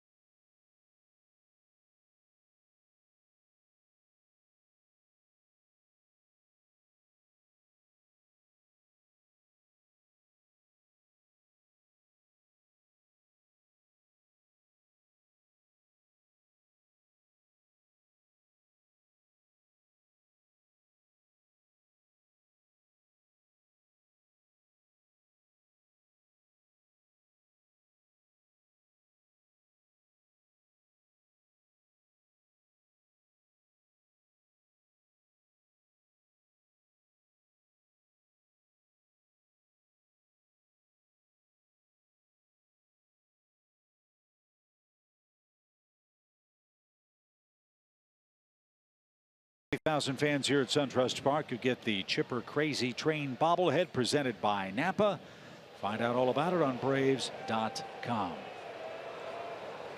Rafael Ortega leads off. He's the leadoff man for the Marlins. 0 for 2 in game 2, 0 for 6 on the day.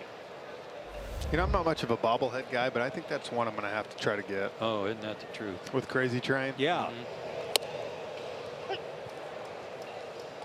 So get to the ballpark early, enjoy the battery. You don't want to be fan number 21,001. For the Braves and Rockies on Saturday, the pitch out of play, foul. It's 1-2. As we said, game 3 of the series tomorrow night. Anibal Sanchez and Trevor Richards. Braves have not seen Richards before, and boy, he's been really good. Yes, he has. DeGrom-like stinginess from the mound. This one's popped up left side and playable for Johan. He's got it, 1 out. And like Jacob DeGrom, the Marlins can't score for him. So 8 up, 8 down for Fultonevich. That retires Ortega. Here's Real Muto, who has 2 of Miami's hits. Washington's taken the lead at St. Louis 2-1. Saw where Ryan Zimmerman was named the National League Player of the Week for the past week. He has really gotten hot. Saw signs of that ourselves. Well, if they can win that one, that would tell you that they're a resilient bunch. After heartbreak at Wrigley Field last night, David Bodie with a 2-strike, 2-out walk-off game-winning grand slam. As Joe said, the Cubs led for 1 pitch. And I think 2 of the runners reached on being hit by pitches. 2 of them. Yeah, 2 and an error on Defoe at second. So the old Defoe play cost the Nationals dearly for the 2nd time. This time at Wrigley. The pitch is down and in, 2 balls and a strike. I think for me, that's what is tough. You know, Bryce has started to have a pretty good second half. Zimmerman, Joe, like you said, has gotten going, but they just still haven't been able to kind of put it together and win consistently. And for me, it's the pitching. And it's shocking to say that when you talk about a staff that's anchored by Max Scherzer. But we know all about Steven Strasburg. He's been in and out of the rotation. Gio Gonzalez has pitched well his last 2 times out, but by and large hasn't been all that great for about a month. Tanner Roark, big disappointment. And in the back end of the rotation, they've moved guys in and out. Hellickson and company. They've been rather ineffective. I mean, you look at a Nationals team whose starting staff is a game over 500 or so collectively. That's a shock. Well, what's a crusher is that Scherzer's pitching every bit as great as he did last year or any other Cy Young. Might be having his best year yet. And they can't win his games. Foltynewicz walks Real Muto, and that brings up Castro. Real Muto aboard for the 3rd time. And that is Mike's 2nd walk. Which I think's what's so valuable to the Braves, of having these young arms come up. That's something Washington doesn't have in their system. And I think it's a credit to, you know, our system, and what we have is that we can have young guys that come up and compete. And for them, if they don't stay healthy, they're in trouble. So we'll keep an eye on that score in St. Louis. Here it's 3-0 Braves. Castro has walked and struck out, and he's a little late, and strike 1. I was listening to MLB Network Radio today, and Mike Farron, who does a terrific job, was talking about some of the statistical websites talking about playoff probabilities and likely division winners and such, and the statistical odds of those clubs getting to postseason play. As this one's hit toward left, and that's over Acuña's head and off the base of the wall. That'll take a funny carom, and Castro's going to drive home Real Muto with the first run for Miami. Starlin Castro's 43rd RBI makes it a 3-1 game. Looked like he got a hanging breaking ball. He'd had trouble catching up to the fastball all night, but oh yeah, fortunate that stayed in the park. And here's another thing about Real Muto. He's playing first tonight, but we know he's a catcher. And you see him running, scoring from first. That's what, when you think of catchers, you just don't think of a guy like him. And that's why I think he's so valuable. So a run in, tying run in the box. Brian Anderson, he's into a double play and flied out. He's got 9 homers, and he takes a strike. But Mike Farron was talking about those stat services, saying, look, the Nationals have a decent chance of going to postseason play. They are not dead yet. What was his percentage on that? Well, it dropped pretty considerably after last night's game, but one of them still believed that the Nationals were the odds-on favorite to end up winning the East, believe it or not. Yeah, I'd like to meet that person. Well, it's not a person, it's a big blue computer. Well, someone had to make the system, though. Yeah. Computers don't make themselves, Chip. Well, I think it was Charlie Sloas, the Nationals announcer. He probably programmed the computer to favor the Nats. No balls, 2 strikes. But I'll say the same thing of the Nationals that everybody used to say about the Braves. Until you've you beat the champs, stomped on the dirt, and they're dead and buried, yeah, they're still a threat. As a 1-2 pitch to Anderson, and he is banged foul past Freddie Gonzalez. Good to see Freddie back here in Atlanta. The Miami third base coach. We'll do it again, 1-2.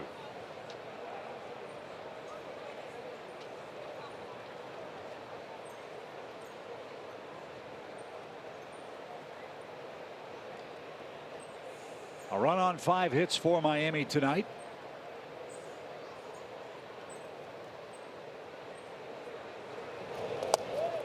What a play. That saved a base. How in the world did that stay in front of the plate? Because it hit the hitter. I think it bounced, hit the hitter, and hit Flo.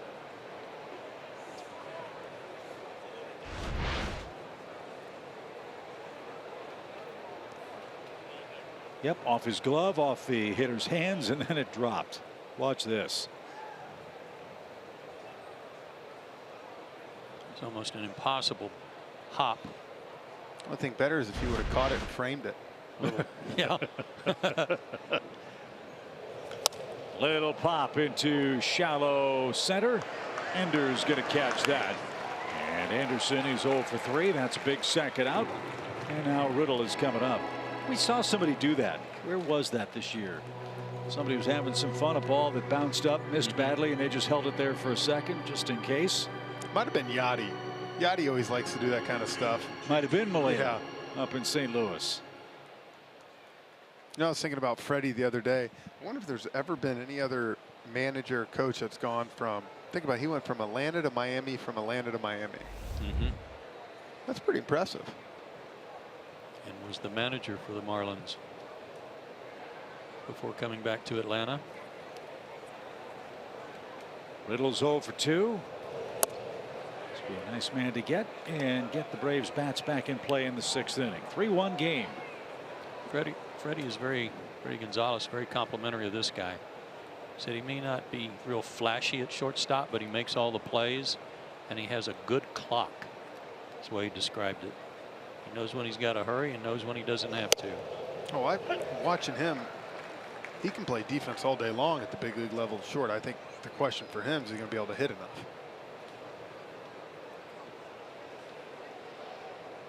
You know it well, Joe, when your team's not scoring runs, that's magnified even more. Sure. Riddle's had some shoulder problems the last year plus, and he's going to have a Fultonevich problem as he chops one to second, and that will end the inning. Miami cashes in a 1-out walk on a Castro double. It's a 3-1 game, middle of the 6th.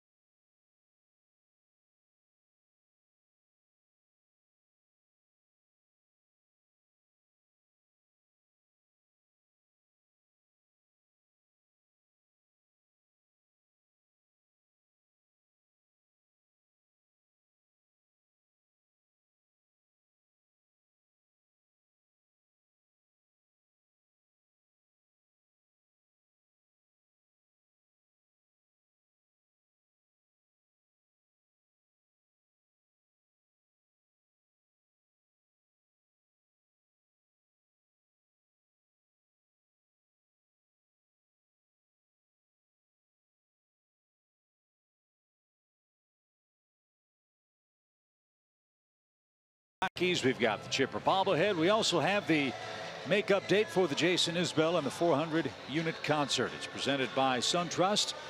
Game tickets, field passes for the Braves ball game and the post-game show are still available. Go to Braves.com and get them now. Johan Camargo leads off the 6th. And a pop fly foul off to the left side. It's strike one for the Braves third baseman.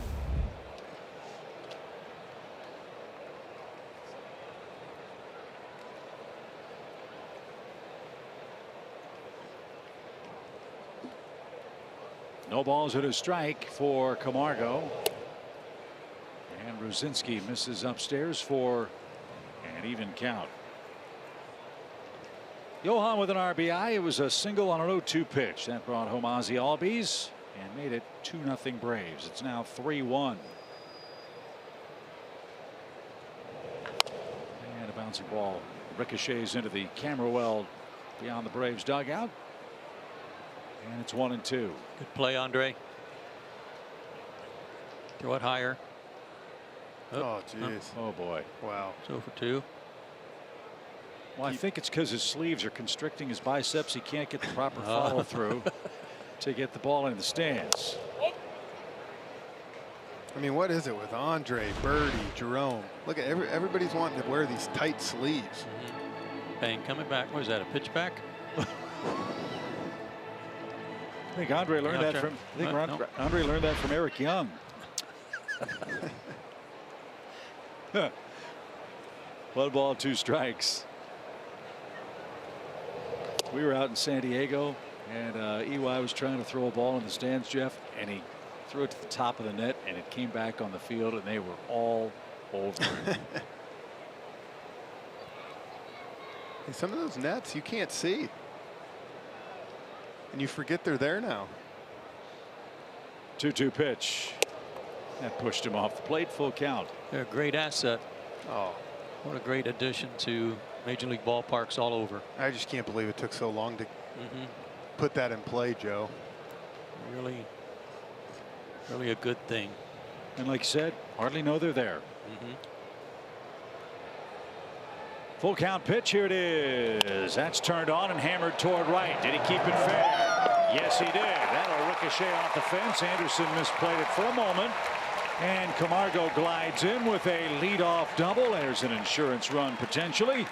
Camargo now with 22 base hits and a 2-hit second game. Jeff, this is one of those swings you were talking about earlier. How does he keep it fair? That's a cutter in. Look at me. You see the pitcher yelling, go foul. Go foul. Why is that fair? Well, we've seen in this series, Real Muto hit a ball up and in. Camargo hits one up and in. We saw Dansby do that against Milwaukee, up and in. That's just pulling the hands in right there. Yeah. You can't teach any better than that. Kevin Seitzer calls it tucking. Yeah. Tucking the hands in. So let's see if that makes Ruzinski a little gun shy, and maybe he leaves something over the middle of the plate that Ender can handle. He's 1 for 2. A 4th inning single. One of 9 more Atlanta hits. Boy, the offense is really humming right now. The Braves got 11 hits in the first game and scored 9 times. Making a winner of Touki Toussaint. If you missed it, his big league debut was very impressive. Very poised, threw a lot of strikes, and got a lot of run support from the 5th inning on. 2 balls, no strikes, and a fake towards second. I think that's the most impressive thing for me about Johan right now is that just left-handed, Joe, he continues to get better and better and better. He had a home run like that. I don't know if it was the last homestand like that. I don't think it was in New York or Washington. And I was just amazed at how the ball jumped off his bat and he was able to hit it in the bullpen. Well, I've said it for the last couple months. Coming in, I really thought at the trade deadline, do we go get another third baseman to help platoon, maybe hit with them? And he has just proved me wrong every game. Every time I look at the box score, he does, especially left-handed. Well, Johan hit a home run against the Marlins here on July 31st. That was in the Colby Allard victory. As Ender drives one toward left. And that's going to stay fair in the corner. Ortega makes a nice play. And no advance for Camargo. He stands at second with one out. Stay tuned for the middle of the 7th inning. It's the stretch. It's presented by Synovus, the Bank of You.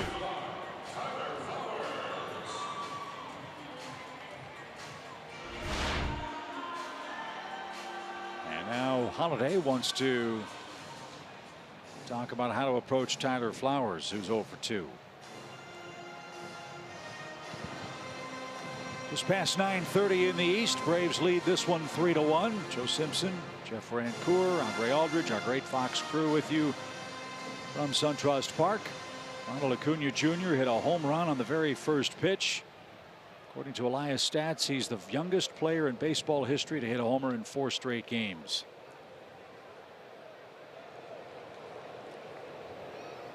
Braves got 2 in the first, 1 in the 5th. They're threatening here in the 6th.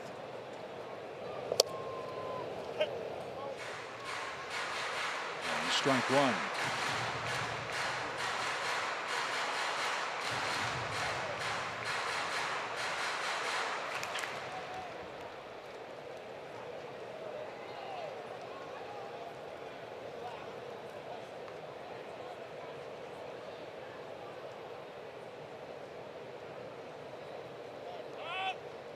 Don't you love it when you see shots of Albies or Camargo or Acuña sitting next to Anibal Sanchez talking?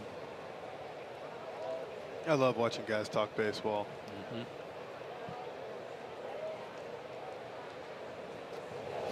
You know what else is great is seeing Tukey in there. You know, we know he's a 26 person up today. But for him to be able to enjoy tonight after how he threw today, that's got to be a nice little perk for him. Nice reward. Well, like we said, we'd like to see him again. Oh, yeah. And perhaps we will. We'll wait and see what Brian has to say. I believe we'll be seeing him again at some point. 1 ball, 1 strike for the Braves catcher Tyler Flowers, and Brzezinski again can't get assigned to his liking. Especially sometimes once a guy comes up like that and gets a little taste of it. A good fastball there. Tyler does have a little guard just above the elbow on. I think I missed that last time.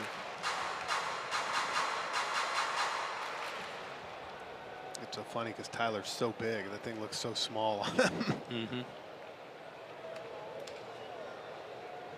The 1-2 won't be made. I'm told by the truck he did not have it on earlier tonight.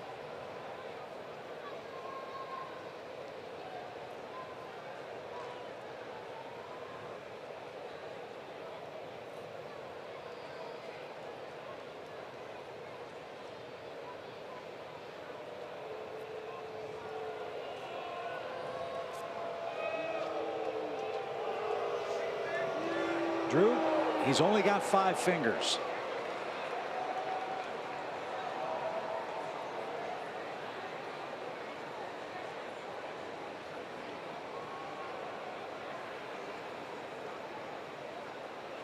They can knock it on the same page right now. This is frustrating Holiday. He's gone through 3 sets of signs in that sequence, and he shook him off all 3 times. Now he's got one.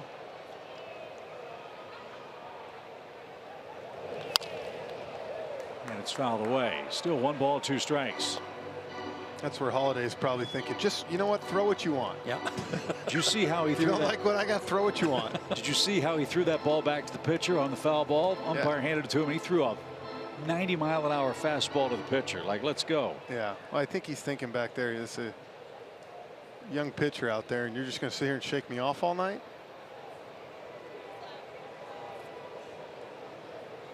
So it's 1-2. And it's hammered to third. Nice play by Rivera, who went to a knee to catch that screaming line drive. Flowers is retired, 2 outs. Well, that's the 2nd inning in a row that somebody's hit a rope right at Rivera. Last inning, it was Dansby. He's up again here in the 6th inning. I know Holiday didn't do it, but that's where you get the thing of Bull Durham right there. You can picture him. Hey, Flowers, heater's coming right here. Yeah. Wouldn't that be great? Oh, I wish that Fastball. would have happened sometime for me.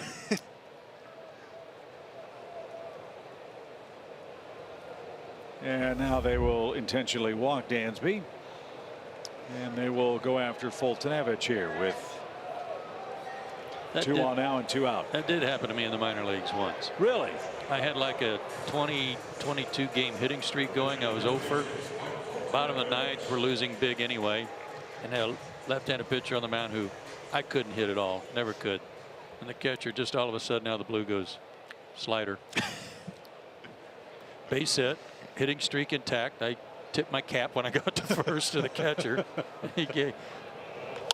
Line drive. There's a base hit for Fulte. Here comes Camargo. Anderson's throw is up the line. There's that base knock, and it's a biggie. And we talked about, Joe, first pitch. Just swing and see what happens. That got excited everybody using the dugout. Absolutely. Mike's trying not to smile, but he can't help it. Tell you what, you can't half step if you're running from second trying to score on that either. It was hard hit, and Anderson's coming up throwing.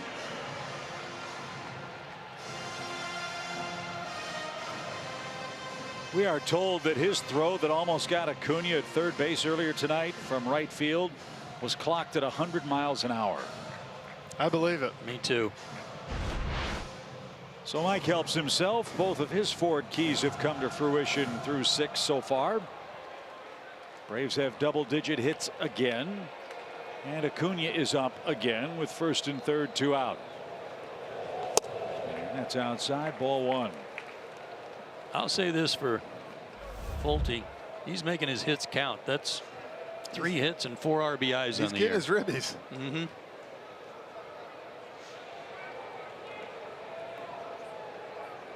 One ball, no strikes. Rucinski got the corner call there. It's even.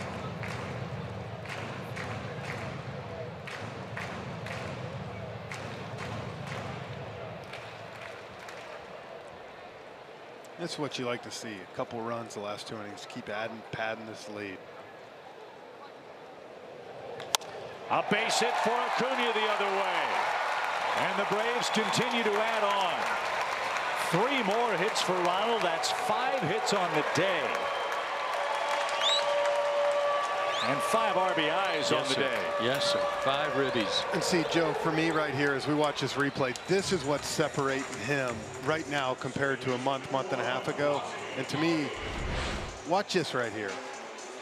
He's not in a hurry to get it, just shoots it the other way right there. He didn't try to pull that ball, wasn't in a hurry. To me, if he starts hitting that hole on the right side, which he's done, and drive it that way, the sky's the limit. Sure is. Great adjustments. Learning every day. I liked what you said earlier too, Jeff, about how he's playing. He's playing in, consecutive games and every day of the week instead of having those big gaps from injuries. Well, and you think about it, they're giving him a hole the size of Texas on that right side. Second baseman's playing behind the bag, if not over. That's a free RBI for him right there. Out straight back. If he controls the bat that way, boy, he's going to have a lot of chances to drive in guys and make something happen.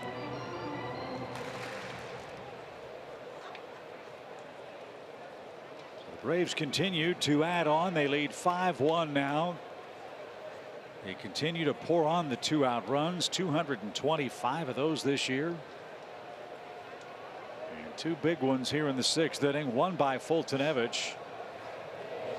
And another shot to the right side. This one caught by Realmuto. And that retires Atlanta. 2 runs, 3 hits. We go to the 7th.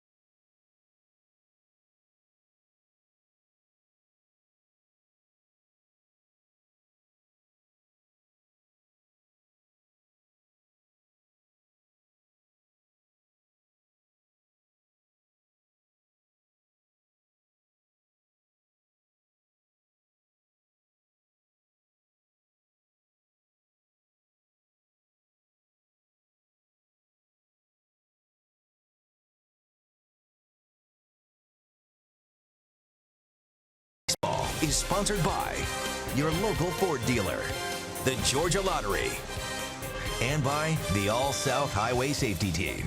The All-South Highway Safety Team reminds you to play it safe by never mixing drinking and driving. Well, a fun night in Atlanta. It's tough to win a doubleheader. The Braves clobbered them in game 1. They've extended their lead in game 2, and after 6, it's a 5-1 score. We move to inning number 7 with Mike Foltynewicz just getting to the mound after his run-scoring hit and him running the bases. At the end of this top of the 7th inning, we'll send you to the stretch. It's presented by Synovus, the bank of here. Mike Foltynewicz trying to join Sean Newcomb as 10-game winners for the Braves. And that duo's emergence in 2018 has as much to do with the Braves being in first place. Two young guys with 20 wins combined, not too shabby with 6 weeks or so to go. Absolutely. Great work by both. Mike is at 86 pitches. He's been having some very efficient innings. Be nice to have one here and maybe get another inning out of him. Absolutely. Well, he's got the bottom part of the order up. Rivera, Galloway, and Holiday for Miami. Rivera came on after Rojas injured his ankle in the 2nd inning. And he takes a strike call. Giants are in LA tonight. Bumgarner and Kershaw again. Have they ever met before? Yeah, they have, as a matter of fact. This will be the 11th time. Wow. That those two have hooked up in their head-to-head series. You know what the record is? 5-5. Exactly right. No kidding. Yep. I do know that Bumgarner's got a couple taters against him. He can hit. Although he's not hitting good this year. Do you see that? I did not. No. Bumgarner has struggled this year hitting, and you know, I wonder. He's had a lot of issues, obviously, with health this year and staying healthy. You wonder if that's kind of affected him even practicing swinging. Might be. Foltynewicz just struck out Rivera with a 97-mile-an-hour fastball. Good start to his 7th. And there's out number 1. Dodgers have some issues to consider. They're a game behind Arizona out west. And they've got bullpen problems. And Kenley Jansen. Well, that was scary, huh? Yeah, that's still scary if you think about it. He's going to miss about a month with a heart problem that he said tonight is probably going to require another heart surgery. He's had a surgery to correct a congenital heart issue before. The Dodgers feel like they've gotten this issue more quickly than they did the first one, and Jansen believes, and the Dodgers believe, that he's going to be okay. Hope so. As Galloway drives one to shallow left, Dansby gives way to Acuña, 2 out. But in the meantime, as you know, when you don't have a reliable 9th inning guy, you have to sort of juggle some things. So the Dodgers are going to put Ross Stripling and Kenta Maeda in the bullpen until Kenley Jansen comes back to try to stretch out what has been a very good but very heavily used relief corps for Dave Roberts. I'd read somewhere that they were probably going to put Maeda in the bullpen if they got to the postseason anyway. So this is just a head start on that. Stripling throws a ton of strikes, so he can adapt to that, and did a good job for him out of the bullpen before. So that's a great race out west. Dodgers behind Arizona by a game. As you know, the Braves have a series left with Arizona. In fact, we play them 4 times in September. Our last Western trip takes us to Chase Field in Phoenix, and then 3 midweek games against the Giants at AT Park.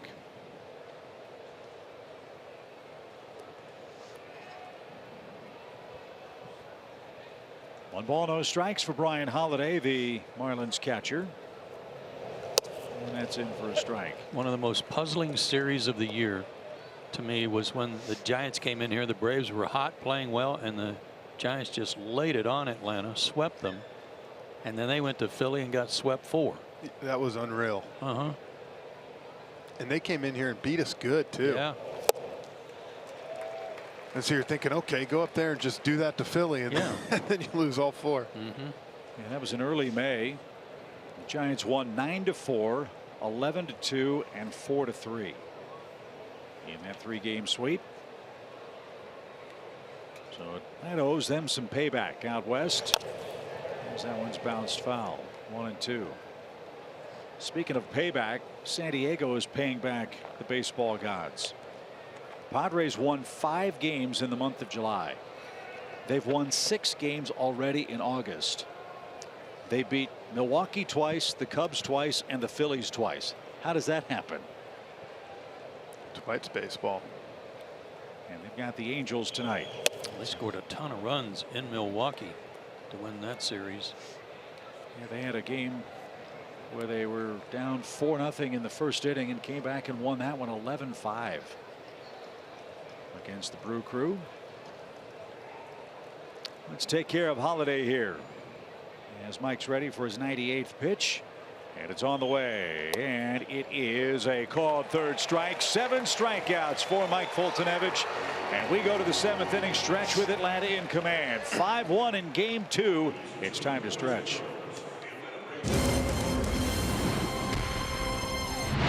Welcome to The Stretch, presented by Synovus, the bank of here. And welcome into the stretch here at our set in the Battery Atlanta. I'm Kelsey Mingert alongside Brian Jordan. And you heard Chip just say the score's 5-1. Well, 4 of those runs have been accounted for by Ronald Acuña Jr., who has 2 RBI and 2 runs today. And Brian, I mean, you can't say enough about what he has been able to do in his 23rd game in this leadoff role. You know, I'm old school, so I gotta say, when Michael Jordan said he was in the zone and the hoop just looks so big, right now the ball looks like a grapefruit to Ronald Acuña Jr. He is getting it done. Another leadoff home run in the 2nd game. Probably, I heard he was like the 4th player ever to lead off the game with homers in 2 consecutive games of a doubleheader. You gotta love what you see out of this young man who missed probably the first 6 weeks of the season. Imagine the numbers he would have had if he'd have started the season. Unbelievable player on his way to possibly being a rookie of the year. I mean, look at this. In the last 6 games, Brian Jordan, he is hitting .417. Now, just today alone, we've had the doubleheader. He's 3 for 4 today. He was 2 for 3 in that first game, and he has just been that spark, you know, the Braves needed. Since the All-Star break, he has come back and been exactly what they needed. And you know what? The reason the Braves are winning so many games right now is because the leadoff man, Acuña, getting on, getting everybody excited, and all of a sudden, the trickle-down effect happens. If he can continue to play at this level, lights out for the Atlanta Braves. And I'm saying they're going to win the division if that happens. There goes that man, the youngest player to homer in 4 straight games in 110 years. But before we get you back to Chip, Joe, and Jeff, here's a quick word from our friends at Synovus. Visit Synovus for your banking, lending, and investing needs. Proudly serving you across the Southeast. Synovus, the bank of here. Great job on the stretch, Kelsey and BJ. Great night tonight for Ronald Acuña Jr. 3 more hits for him as Atlanta leads by 4.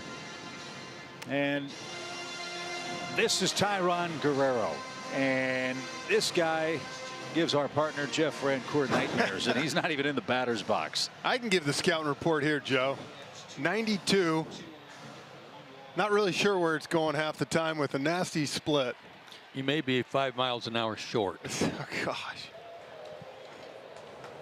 So we have seen Guerrero before, and at 6'7", 214 pounds, free and easy, 99-mile-an-hour fastball. He is another former Padre. Boy, they've traded a lot of good players out of San Diego. He was part of the Andrew Cashner, Colin Ray deal.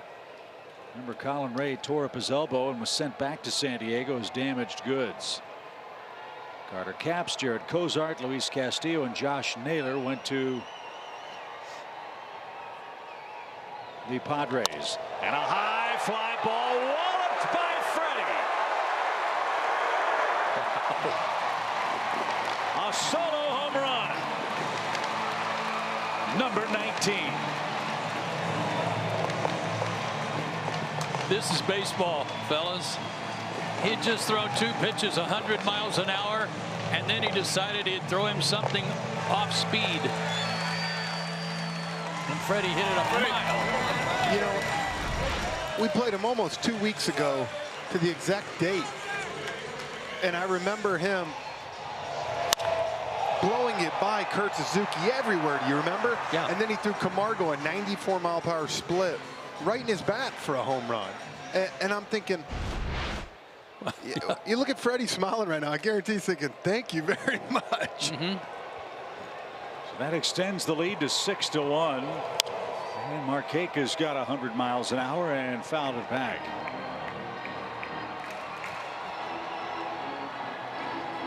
So 2 hits, 2 RBIs for Freddie, who has a hit in his last 15 days. After getting shut out in game 1, he's hit now in 15 of his last 16. No balls and a strike. Braves have 12 hits. I mean, look at that. You're talking 102 on the inside right there, Joe. You have no business just hanging a slider right down the middle of the plate. No. So what's the most intimidating part? Is it the velocity or the lack of consistent command? It's just 102 popping out of the glove. I mean, that is fast.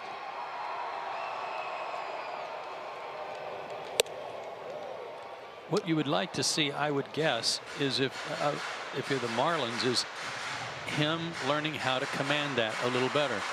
So learn to do that, and then we'll worry about your slider or off-speed stuff. Absolutely.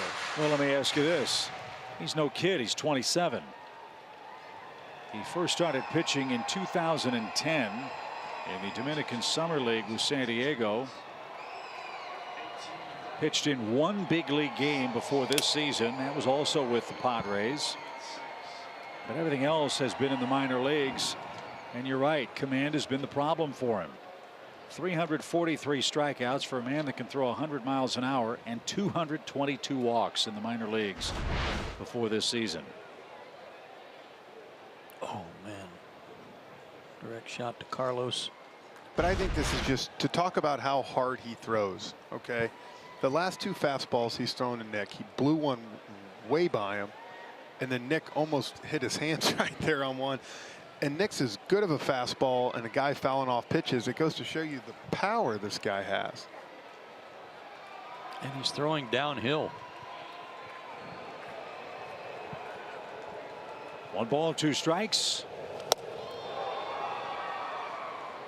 And now 2-2. That it looked like almost like a split finger grip in his glove. That was right there. That was 95 split. 95. Remember, Camargo hit it for 94 on the split because remember we had to go back to check it a couple weeks ago. So there you go.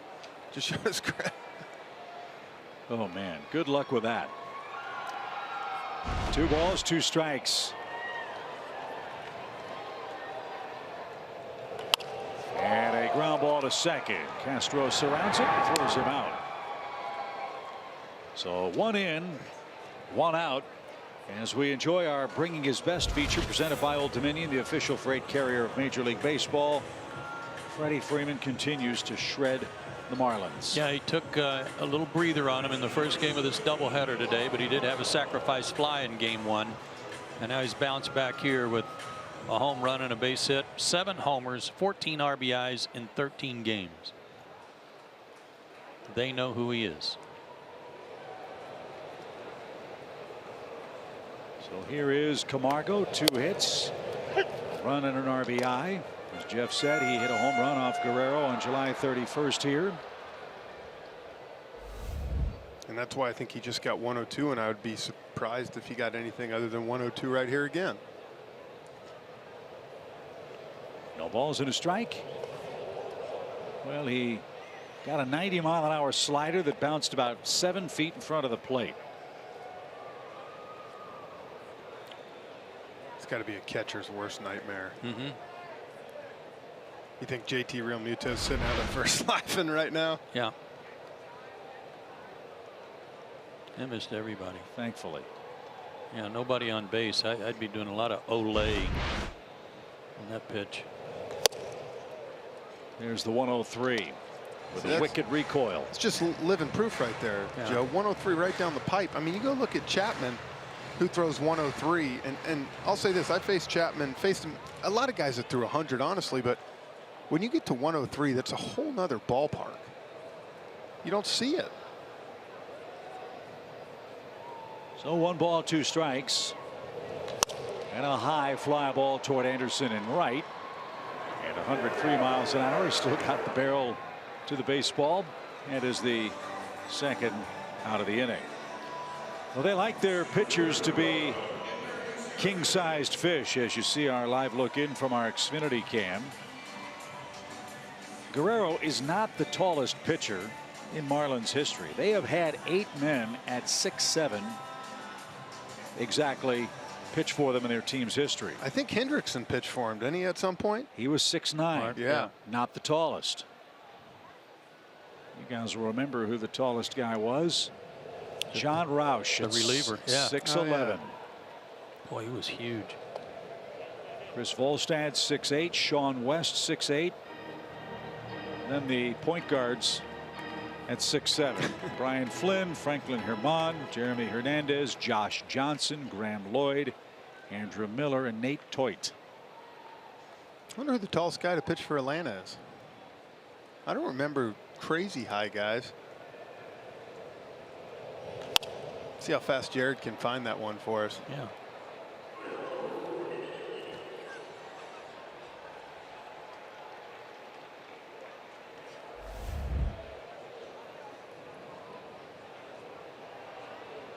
One ball, 1 strike. Is he mad at me for calling him out, Joe? No, no, he loves these challenges. Fly ball out of play, foul left side. Yeah, we couldn't get it done without the great stat man Jared Burleson upstairs. He's been a busy man tonight with all the heroics of Ronald Acuña Jr. Mike Foltynewicz, 7 strong innings tonight, in line for win number 10. And perhaps his 3rd victory in a row. The 1-2 pitch for Ender with the bases empty. And a line drive headed towards center. But that's going to be caught. And that is the inning. Freddie Freeman got a slider and he jumped all over it. A long home run. His 19th of the year, part of his 2 RBI night. And we head to the final 2 innings with the Braves comfortably ahead 6-1.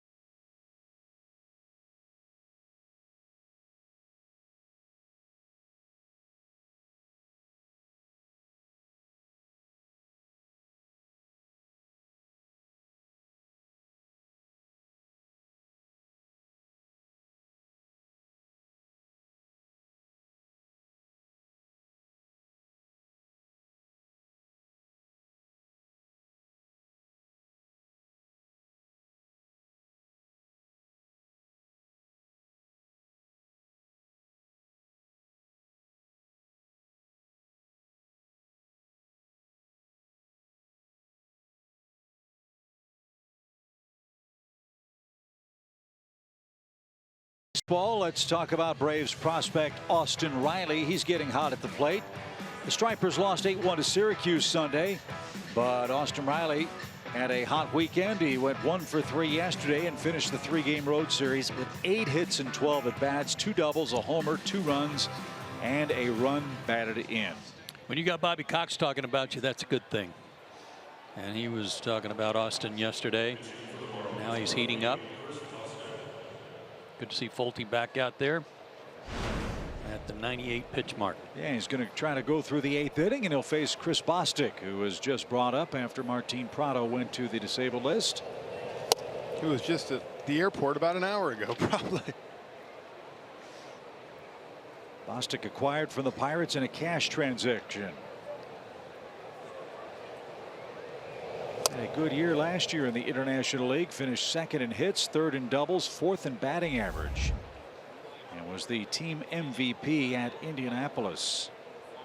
But apparently no place for him to play in Pittsburgh. And so he'll get a chance with the Marlins. He's 5'10", 25 years old.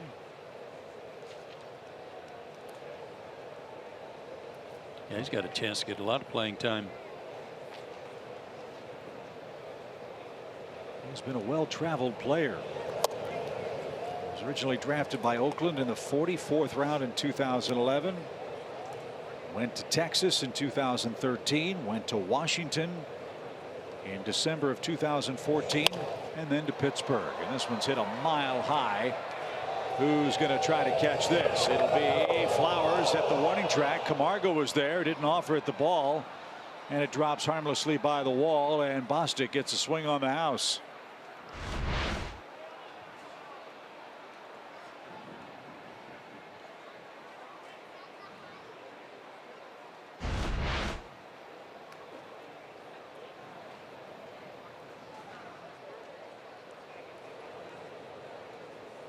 So instead of the first out, Bostic will go to work with a 3-2 pitch. And he's aboard with ball 4. That hurts. Yeah, Mike would have appreciated that being caught by someone. I'm not sure who had a better shot at it.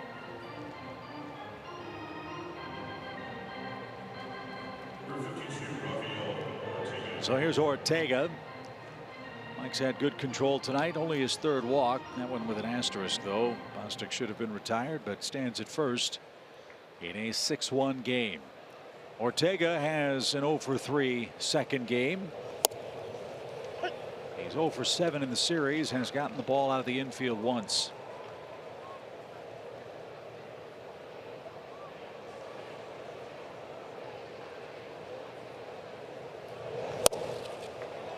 Had some anger to it, and it's 0-2.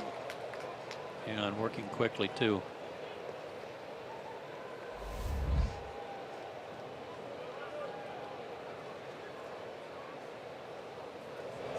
Sharply hit, might be 2. There's 1. There's the 2. Double play. Thought for a moment Ozzie was going to have a little trouble getting it out of his glove, and that might have cost him a step. But a strong throw from Swanson doubles up Ortega. Strong throw from Dansby, and also another terrific stretch by Freddie. Well done by all. No doubt. And you know Fulte wanted that right there. He smells like you talked about, Joe. He knows he's got 8 in him. Let's see if he can get Real Muto. He's reached 3 times. He has that complete game shutout of Washington back on June 1st, but does not have another start of at least 8 innings. Well, he's an out away from doing that. And Real Muto drives 1 foul. It's a swinging strike 1. Well, in as many games as we've played in a row, and we talk about not many off days, if you can play a doubleheader and throw 2 starters and 3 relievers in 2 games and get W's in both, yeah, it's a great day. Sure is. This guy's been on base all day, both games. Real Muto hit by a pitch and 2 walks in the first game. He's been on base 3 times in this game again. Double, a single, and a walk. 1 ball, 1 strike. I've got a name to throw in the hat for tallest Braves pitcher. Guy that helped stop Pete Rose's 44-game hitting streak, Larry McWilliams. Tall left-hander. I was thinking, remember Cameron Lowe? He was about 6'8", I think. Yeah. 6'7", 6'8". Good call there. Real good call.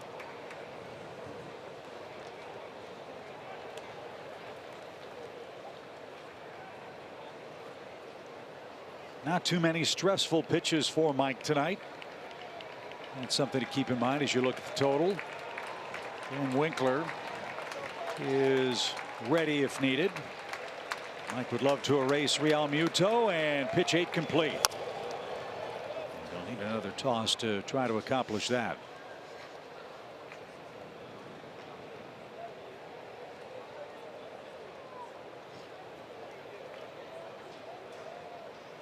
I like Snit leaving him out there. Let him pitch like this. He's fine. He's throwing 99 still. The 2-2 is popped up. Had him reaching for it. Ozzie drifts out. Ender is in. It's 8 complete for Fultonevich. A terrific game for the Braves right-hander. It's 6-1 Atlanta in front.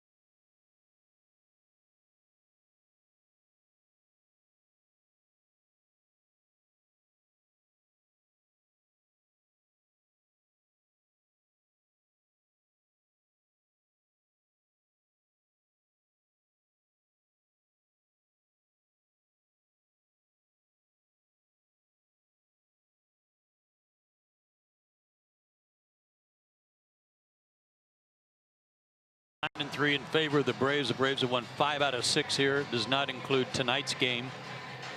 And the Braves really scoring a lot of runs to help with that record. Great batting average, and the bullpen numbers against these guys has been incredible with a 1.5 ERA. That's just brilliant. As was Mike Fultonevich tonight. Looks like he's done for the evening. 8 innings of 5-hit, 1-run ball, 3 walks, 7 strikeouts. Got a couple of big double play balls behind him. Had excellent secondary stuff, Joe, one of your Ford keys, and he also helped his cause with a run-scoring hit. Yeah, I thought he used his off-speed stuff, as I said earlier, he was very effective with it. He didn't overuse it. He kept showing it to him and then busting him with the fastball when they started looking for it. Brett Graves on. His 9th game. Braves have seen him a couple of times, and they've liked what they've seen. 4 runs in 4 innings head-to-head against Atlanta. Marlins got him from Oakland in the Rule 5 draft. And times have been tough for him. He's allowed 11 runs in his last 5 games. So nice move by Don Mattingly. Put him in a low leverage situation. See if he can work out some of those difficulties in a 6-1 Atlanta game.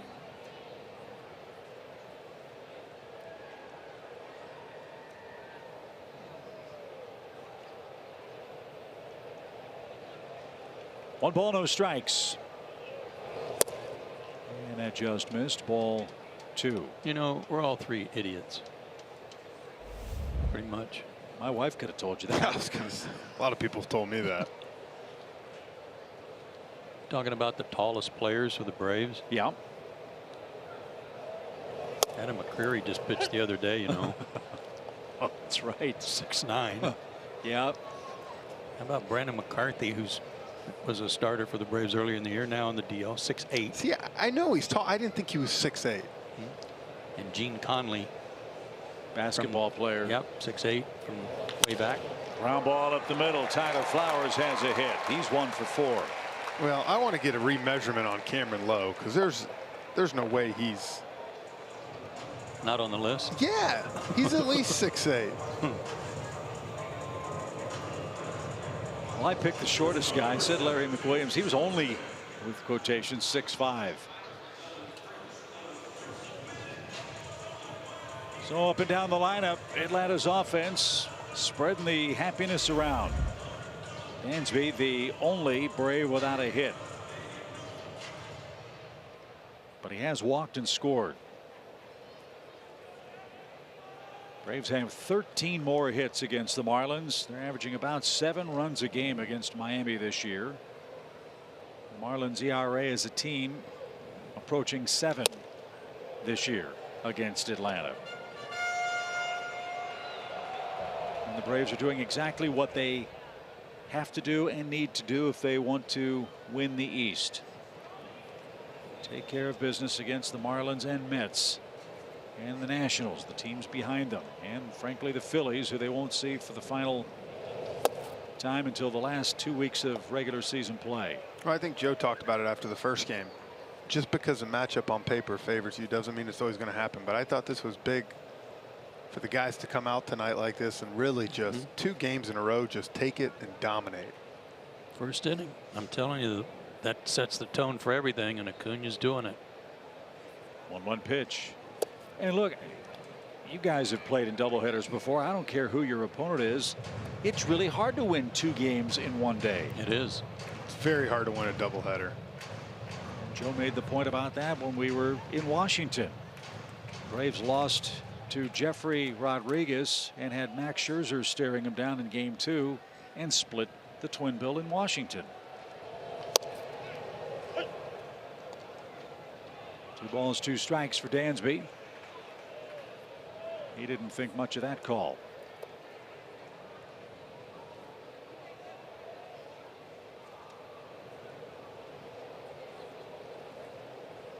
Ryan Flaherty's on deck. He will be the next Atlanta hitter. He'll bat for Fultonevich. And the 2-2 is chopped foul. And I believe Ryan's the only guy that hasn't been in the action today.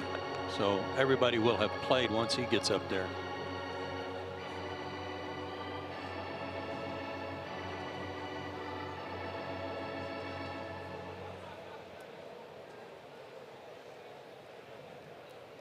Marlins only got 1 hit off Mike after the 3rd inning.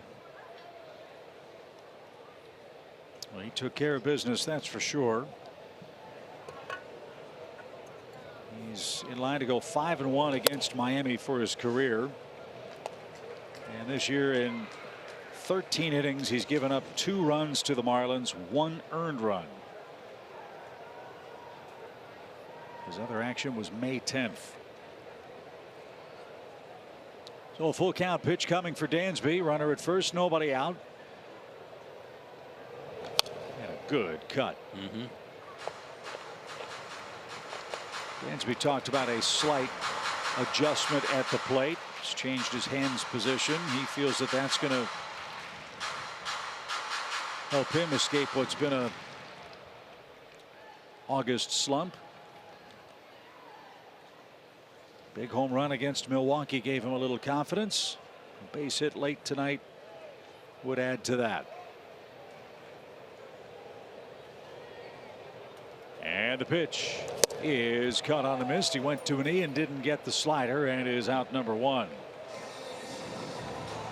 So 1 on, 1 out in the Atlanta 8th. And a reminder for you that August college nights are still going strong here at SunTrust. Next up is Vanderbilt, the University of Florida, Ole Miss, and Auburn. As we round out the college nights program with the University of South Carolina September 3rd. So all you Gamecocks, come on out. Get your tickets, co-branded Braves hats at braves.com. A strike for Flaherty.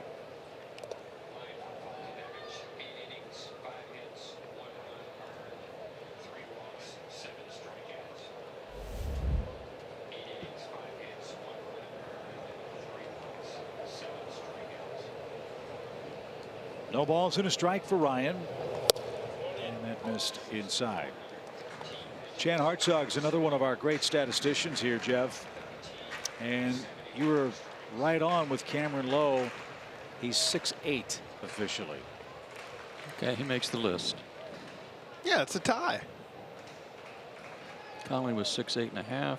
6'8 and a quarter. 6'8 and a Here we quarter. go.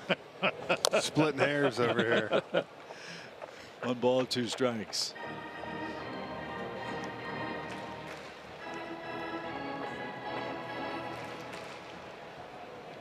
Fun night at SunTrust Park for the Braves.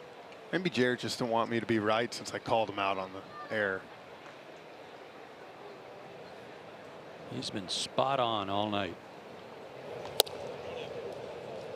It's inside 2-2. When he came up with that youngest player to hit home runs in 4 straight games.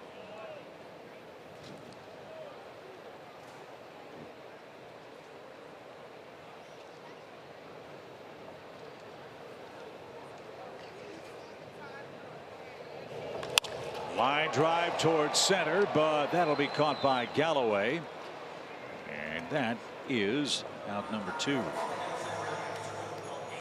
So a big day for Ronald Acuña. 2 hits in game 1, 3 hits in the nightcap. 2 of those hits left the ballpark.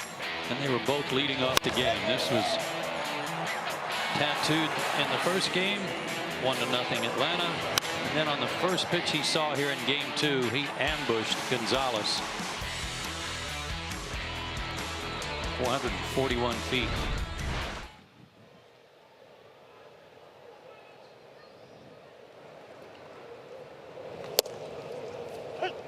So here he is again with a chance to add to what's already been a great night. Acuña now hitting .283. He's added 7 points to his average. 10 homers out of the leadoff spot. He's got a 7-game hitting streak that he'll carry into play tomorrow night.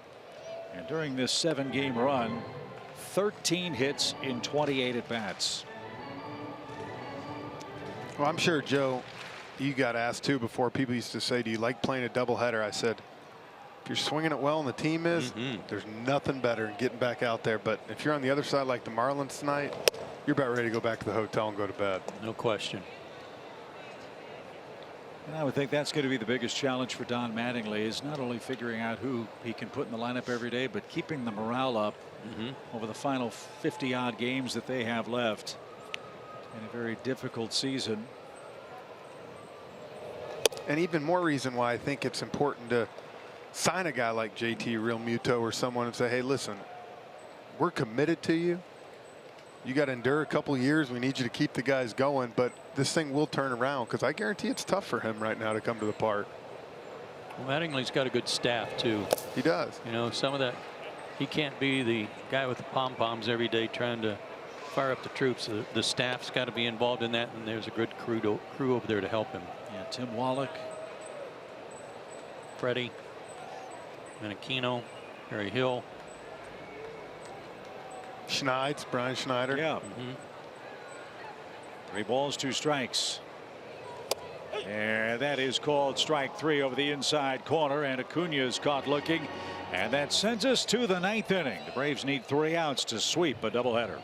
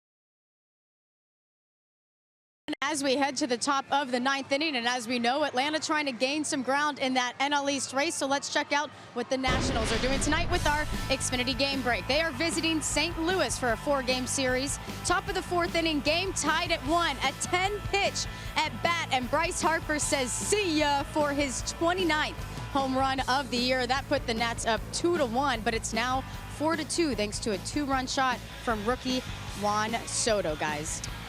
Well, what a comeback for the Nationals after heartbreak yesterday. Big series for them in St. Louis as they try to keep pace with the Braves and pick up some ground on the Phillies.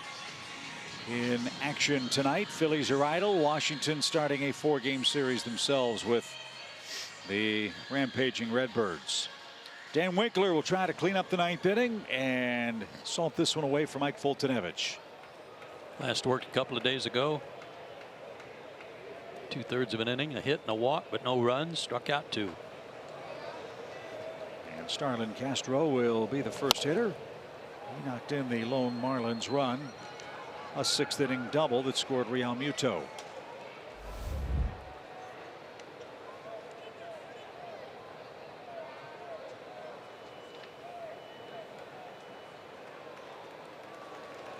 Tell you something else the Braves have done very well in this doubleheader today. They have put the ball in play. 24 hits, 15 runs, and they have struck out a combined 12 times in 2 games. There are a lot of teams that strike out 12 times in 8 innings. As this one's launched toward left near the pole, but it's pulled foul. 1-2. Talked about that in game 1, how the Braves entering action today had struck out the fewest numbers of times of any National League club. So good approaches, good results, as the Braves are 3 outs away from a 4-1 homestand. And 6 games left to play. Critical stretch of games, longest homestand of the year. Braves are so far holding serve. And with 3 more outs, they'll be a game up on the Phillies. And in first place again.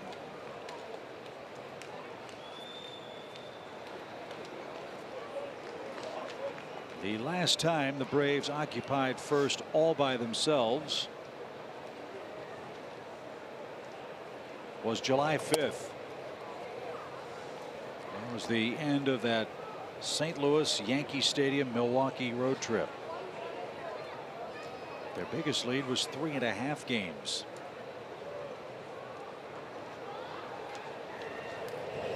A little chopper hit toward third. Johan charges, throws on the run, and Freeman stretches out again for the first out.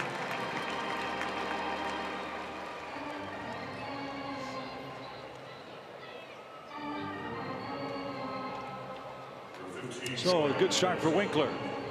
It's a good play by Johan coming to charge that ball right there because Castro's running hard. Yeah, it was a little bit of an in-between hop, but he handled it.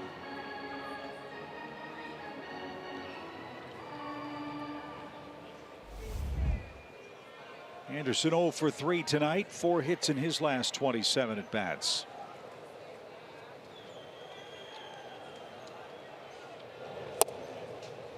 You know, he set out the first game. Don Mattingly only had him up to pinch hit. And as a rookie, it's hard to explain how when you get to this stage of the season, the wear and tear of the year on a young guy who's never been through it before. It's tough. That extra month is, you know, right now in the minor leagues for a lot of those guys, they say, okay, we got 2.5 more weeks and we're done. You know, you can smell the finish line. You're grinding out. For these guys, it's another 50 games. Winkler lost his footing, awkwardly finished after he delivered that ball in the dirt. And he'll paw around on the mound, clean his spikes out, and go back to work with a 1-2 count. Sometimes we see Dan get out of kilter as he gets rid of the baseball from the mound. Somewhat out of control in his delivery. Spins out. See if he can get his mechanics back in order here. And he did. A swing and a miss takes care of Anderson, and the Braves are an out away from a double dip sweep. As an example, Anderson is playing in his 120th 20th game tonight. Ronald Acuña is playing in his 66th because of that injury. You see the frustration by Anderson right there. And that's where you talk about between Mattingly and the staff that some of these older guys like Real Muto and Prado are going to have to just kind of nudge those guys along the last 6 weeks of the season. 1 ball, no strikes for JT Riddle. And that missed low, ball 2. Well, to do that, I think, Jeff, we would all agree the Braves have been in the same boat that the Marlins are in, and they've come out of it the way that they have. To do that, your staff, your front office, everybody has to be on the same page and rowing in the same direction. And Don Mattingly said earlier this year that he likes the direction they're going in. They're excited about the future. They like some of the players they've acquired, painful as it may have been to trade away big stars like the Braves did. The fruits of those deals will probably not be seen for a couple of years at the major league level. But Don Mattingly, I believe, thinks the Marlins are in better shape now than they were at the end of last year, because they knew that keeping Stanton and Ozuna and Yelich probably was not sustainable in that market long term. So we'll see how it works out. We'll see how long the rebuild takes. Obviously, Ozuna was going to be in line for another raise, and he got a nice contract, I think, extension from the Cardinals. But whether he did or didn't is not germane to this conversation. They had to unload Stanton's contract. Wasn't going to work there. It's the only way. Yep. And a lot of people don't understand when Laurie signed that contract. He signed it knowing he was going to be gone before Stanton. The first 6 years he only made 80 or 90 million, and it was so backloaded that they would have been strapped. And I think the killer part of that contract, my own opinion, wasn't the dollars or the years. It was the fact that he gave him a no trade, because they may have had better deals elsewhere, and the only place Stanton agreed to go to was the Yankees, and they knew that. That's with no offense to the players they got. As they say, they're just beginning to get things rolling in Miami. And the game will continue as Winkler walks Riddle with 2 outs in a 6-1 ninth inning game. And here's Rivera.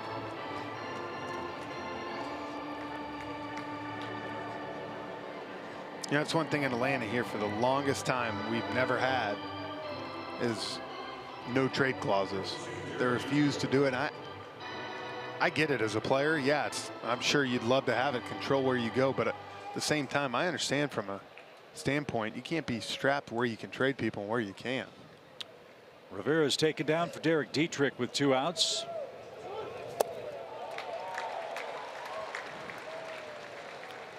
I don't know if that's still the case, but as I recall, the Braves do not give no trade contracts. I know they didn't. I don't know how it is with Alex. I know we have never done that before, though.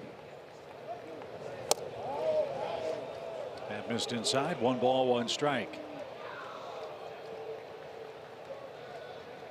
Dietrich trying to keep the game alive. He can hit or be hit. He's not afraid to lean into a pitch. Braves need 1 more out. And a swing and a miss. Might ask why Winkler in the 9th inning. Well, he hasn't pitched in a while, as Joe said, but he has 9th inning stuff. He's tried to close 1 game. It didn't go well for him, so get him out there in the 9th in a 6-1 game. All these experiences could prove beneficial later in the year. The pitch is caught on and missed. That's your ball game. What a day it is in Atlanta. A doubleheader sweep. The Braves win game 2 by a 6-1 final score. Mike Foltynewicz earns his team tying 10th victory for the Braves, who now, fellas, have a 1-game lead over the Phillies in first place in the East. As we take a look at tonight's Coors Light refreshing finish. Just a great ball game all around. A great day all around, as you said, Chip. Well played defensively. Great pitching and outstanding offense from the top of the order. Yeah, if you're Brian Snitker, you come to the park today, guys, this is exactly what you wanted driving home. A 4-1 homestand for the Braves, who are now 10-3 against the Marlins with 2 more left in this series. Stay tuned. Braves Live presented by Xfinity is next. We'll talk about the doubleheader victory when we come back.